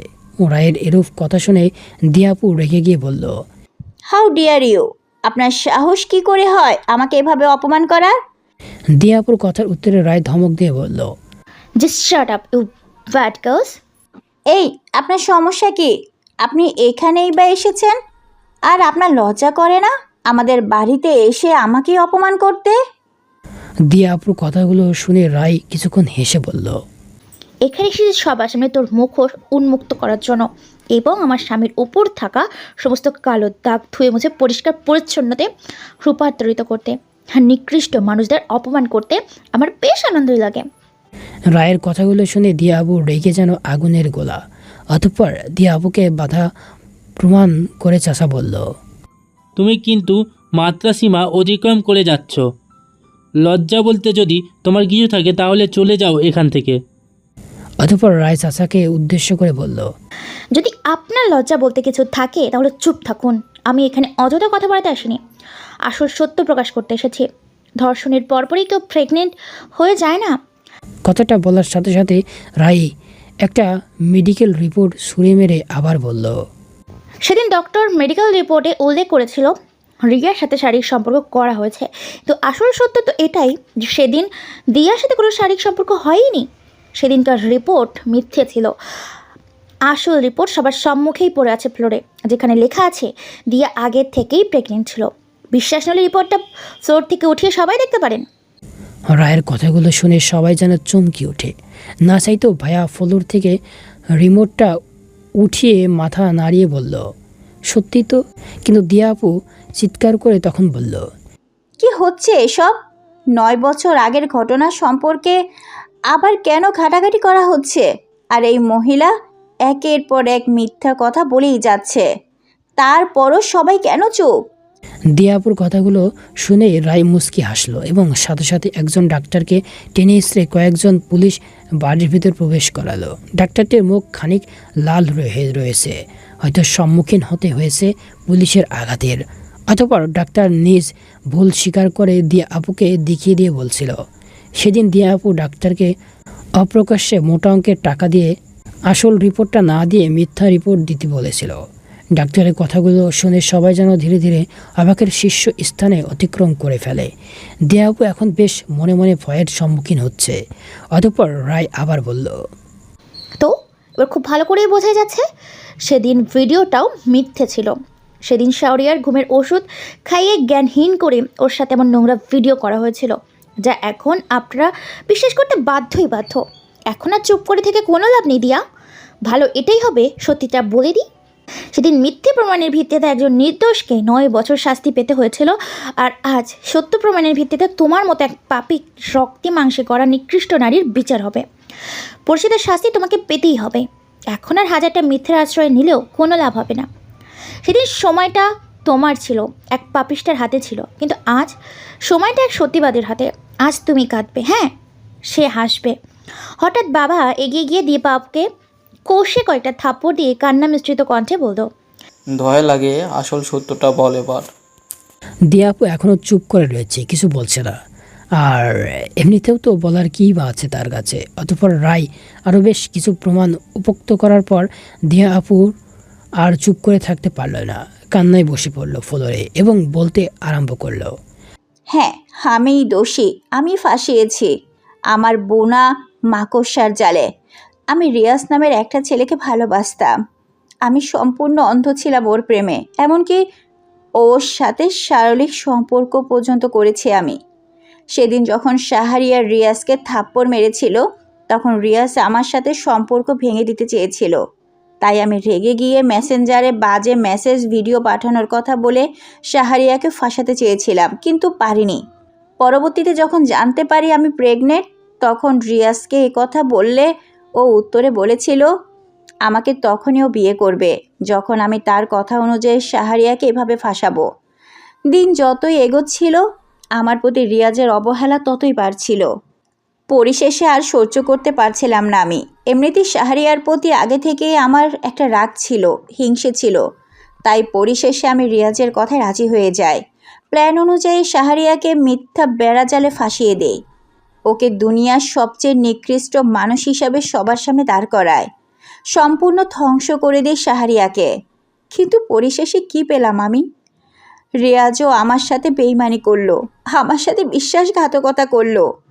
তাই আমি ওকে ভাড়াটে গুন্ডা লাগিয়ে খুন করাই এবং পেটে থাকা বাচ্চাটাকেও আমি নষ্ট করে ফেলি। এমনকি অ্যাক্সিডেন্ট করিয়ে শাহরিয়া পায়ে দাঁড়ানোর ক্ষমতাও আমি কেড়ে নিই। হ্যাঁ, সব কিছুর পেছনে আমি রয়েছি। আমাকে ক্ষমা করো সবাই। আজ আমার প্রচুর হাসতে ইচ্ছে করছে, মন খুলে হাসতে ইচ্ছে করেছে। জানি না শেষ কবে হেসেছিলাম, তবে আজ হাসি, মন খুলে হাসছি। দিয়াপুর কথাগুলো শুনে ভায়া হাঁটু গেড়ে বসে পড়লেন। বারবার নিজের বুকে হাত দিচ্ছে, জানি না কেন। অতএব রায় আবার বলল, এই কথা তো বিশ্বাস করলে না যে তুমি আর তোমার বাবা মিলেই শাওরিয়ারের মাকে খুন করে সেটাকে হার্ট অ্যাটাকের রূপ দিয়েছ। রায়ের এমন কথা শোনার পরপরে সবাই সহ আমি পর্যন্ত অবাক হয়ে রায়ের দিকে তাকালাম। সবাই যেন এই কথাটার জন্য প্রস্তুত ছিল না। চাচাও বেশ ঘাবড়ে আছে, ভয়ে ভীতির মাঝে রয়েছে।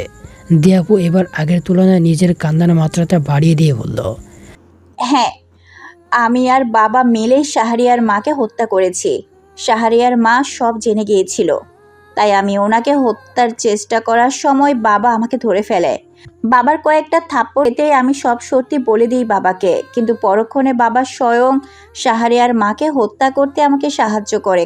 কারণ একটাই, সেটা হলো ধন সম্পত্তির লোভ। কিন্তু সব শেষ হয়ে গেল, ফাঁস হয়ে গেল। এই মহিলা আমার সব খেলার সমাপ্তি ঘটিয়ে দিল। অতঃপর রায় দিয়াপুর কথাগুলো বলার পরপরই রায় তার নিজ জুতোটা খুলে দিয়া নামক নিকৃষ্ট এক নারীর গালে বেশ কয়েকটা বসিয়ে দিয়ে বলল, তোমার মতো নারীর কোনো ক্ষমা হয় না। অতঃপর পুলিশ দিয়াপু আর চাচাকে থানায় নিয়ে যায়। তবে তাদের থানায় নিয়ে আসার আগে গ্রামের নারী পুরুষ উভয়দের হাতে গণপিটানি খেতে হয়েছিল।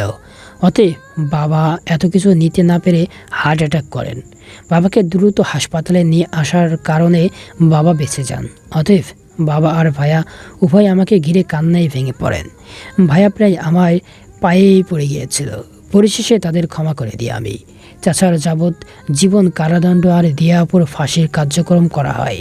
চোখের সামনে দিয়াপুর ফাঁসি দেখেছি আমি এবং হুইল চেয়ারে বসে সেই মুহূর্তে হাসি থামাতে পারিনি আমি। মৃত্যুর পর দিয়াপুর লাশটা মর্গে নিয়ে আসার সময় খাদে পড়ে যাওয়ায় ভাগ্যক্রমে গাড়ির ড্রাইভার বেঁচে যান। তবে দিয়া আপুর লাশটা গাড়ির সাথে খাদে পড়ে গিয়ে আগুনে পুড়ে ছাই হয়ে যায়। আবার আগের মতো সব কিছু ঠিক হয়ে যায়। আমাকে বিদেশে চিকিৎসার জন্য নিয়ে যাওয়া হয় এবং পরিশেষে আমি আবার নিজের পায়ে দাঁড়ানোর ক্ষমতা ফিরে পেতে সক্ষম হই, যা সম্পূর্ণ রায়ের জন্যই হয়েছে। আমি সত্যিই ভাগ্যবান। রায়ের মতো এক সুন্দর ও পবিত্র মনের অর্ধশালী এক নারীকে নিজের জীবনসঙ্গী হিসাবে পেয়ে আজ আমার সুখের কোনো কমতি নেই, হাসির কোনো কমতি নেই। সব কিছুই যেন রায়কে ঘিরে। রায়কে পেয়ে আমার জীবন সম্পূর্ণ পরিপূর্ণ, সমাপ্ত। গল্পটা কেমন হয়েছে তা অবশ্যই কমেন্ট করে জানাবেন। ভালো লাগলে অবশ্যই চ্যানেলটা সাবস্ক্রাইব করে পাশে থাকা বেল আইকনটি বাজিয়ে দিবেন। নিত্য নতুন ভালোবাসার গল্প পেতে আমাদের চ্যানেলটি অবশ্যই সাবস্ক্রাইব করে পাশে থাকা বেল আইকনটি বাজিয়ে দিবেন। গল্পটা কেমন লেগেছে তা অবশ্যই কমেন্ট করে জানাবেন। অবশ্যই একটা শেয়ার দিয়ে আমাদের পাশে থাকা বেল আইকনটি বাজিয়ে রাখবেন। সবাই ভালো থাকবেন, সুস্থ থাকবেন। আসসালামু আলাইকুম।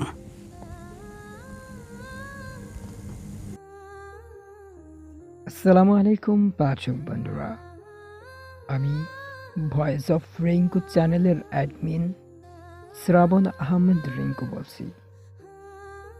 আপনাদের কাছে আমার গল্পগুলো কেমন লাগে তা অবশ্যই কমেন্ট করে জানাবেন। আপনাদের ভালোবাসায় একটি লাইক, একটি সাবস্ক্রাইবার, একটি কমেন্ট আমাকে উৎসাহ দেয়। তাই সবাই একটি লাইক, একটি কমেন্ট, একটি শেয়ার করে দিবেন আপনাদের বন্ধুদের কাছে। গল্পগুলো আপনাদের কাছে কেমন লাগে তা অবশ্যই কমেন্ট বক্সে জানাবেন। কেমন ধরনের গল্প চান? মাফিয়া রিলেটিভ গল্প চান, রোমান্টিক রিলেটিভ গল্প চান, নাকি সাইকোলজি রিলেটিভ গল্প চান, নাকি বিজনেসম্যান রিলেটিভ গল্প চান, নাকি কাজিন রিলেটিভ গল্প চান, নাকি ফুফাতো রিলেটিভ গল্প চান, নাকি মামাতো রিলেটিভ গল্প চান? আমার কাছে বিভিন্ন রকমের গল্প আছে। আপনারা সবাই কমেন্ট করে জানাবেন। আমি আপনাদের কমেন্টের অপেক্ষায় রইলাম। আপনারা কমেন্ট করে জানালে আমি আপনাদের মতো করে গল্পগুলো আপলোড দিব। আর হ্যাঁ, আমি নিয়মিত গল্প দিতে পারতেছি না, আমি অনেক অসুস্থ, এই জন্য আমি নিয়মিত গল্প দিতে পারতেছি না। সবাই আমার জন্য দোয়া করবেন, আমি যেন আবার আগের মতো নিয়মিত গল্প দিতে পারি। আর হ্যাঁ, এই চ্যানেলের অ্যাডমিন শ্রাবণ আহমেদ রিঙ্কু। ভয়েসগুলো আপনার কাছে কেমন লাগে? ভয়েসগুলো আপনাদের কাছে ভালো না লাগলে অবশ্যই তা জানাবেন। যদি মনে হয় আপনি বাদে অন্য কাউকে ভয়েস দিবেন, তাতে সমস্যা নাই। আপনি আমাদের বলবেন। ভালো ভালো আর্টিস্ট আছে আমাদের কাছে, অবশ্যই আমরা তার গল্পগুলো আপনাদেরকে শোনানোর জন্য আমি যথেষ্ট চেষ্টা করব। আর হ্যাঁ, যদি আমার ভয়েস ভালো না লাগে তাও জানাবেন। তবে যদি মনে হয় আমি আপনাদেরকে ভালো ভালো গল্প উপহার দিতে পারতেছি না, তাও অবশ্যই কমেন্ট করে জানাবেন। আমি আপনাদের কমেন্টের আশায় রইলাম। তবে আল্লাহর রহমতে যদি কখনো সুস্থ হয়ে যায়, আপনাদের মাঝে আবারও নতুন নতুন গল্প নিয়ে আমি আসব। আর গল্পগুলো হবে অনেক মারাত্মক এবং হাই কোয়ালিটির, যেগুলোতে থাকবে ছদ্মবেশী, বিলিনিয়ার এবং বিভিন্ন কোটিপতি রিলেটিভ গল্পগুলো থাকবে, যেগুলোতে গরিব অসহায় ছোটবেলা থেকে অনেক কষ্ট করতে করতে করতে করতে বড় হয়ে বিজনেসম্যান কোটিপতি হয়। এই রিলেটিভ গল্পগুলো আপনাদের মাঝে উপহার দিব আমি, ইনশাআল্লাহ। তবে আপনারা অবশ্যই অবশ্যই অবশ্যই আমাকে সাপোর্ট করবেন। তো চলুন নতুন গল্পের জন্য অপেক্ষা করি। সবাই ভালো থাকবেন, সুস্থ থাকবেন, আমার জন্য সবাই দোয়া করবেন। দেখা হবে নতুন কোনো গল্পে। সবাই ভালো থাকবেন। আর হ্যাঁ, আপনারা সবাইও ভালো থাকবেন। দোয়া করি আপনাদের ছোট ছোট ভালোবাসাগুলো আমাকে অনেক ভালো লাগায়। সবাই ভালো থাকুন, সুস্থ থাকুন। আল্লাহ হাফেজ।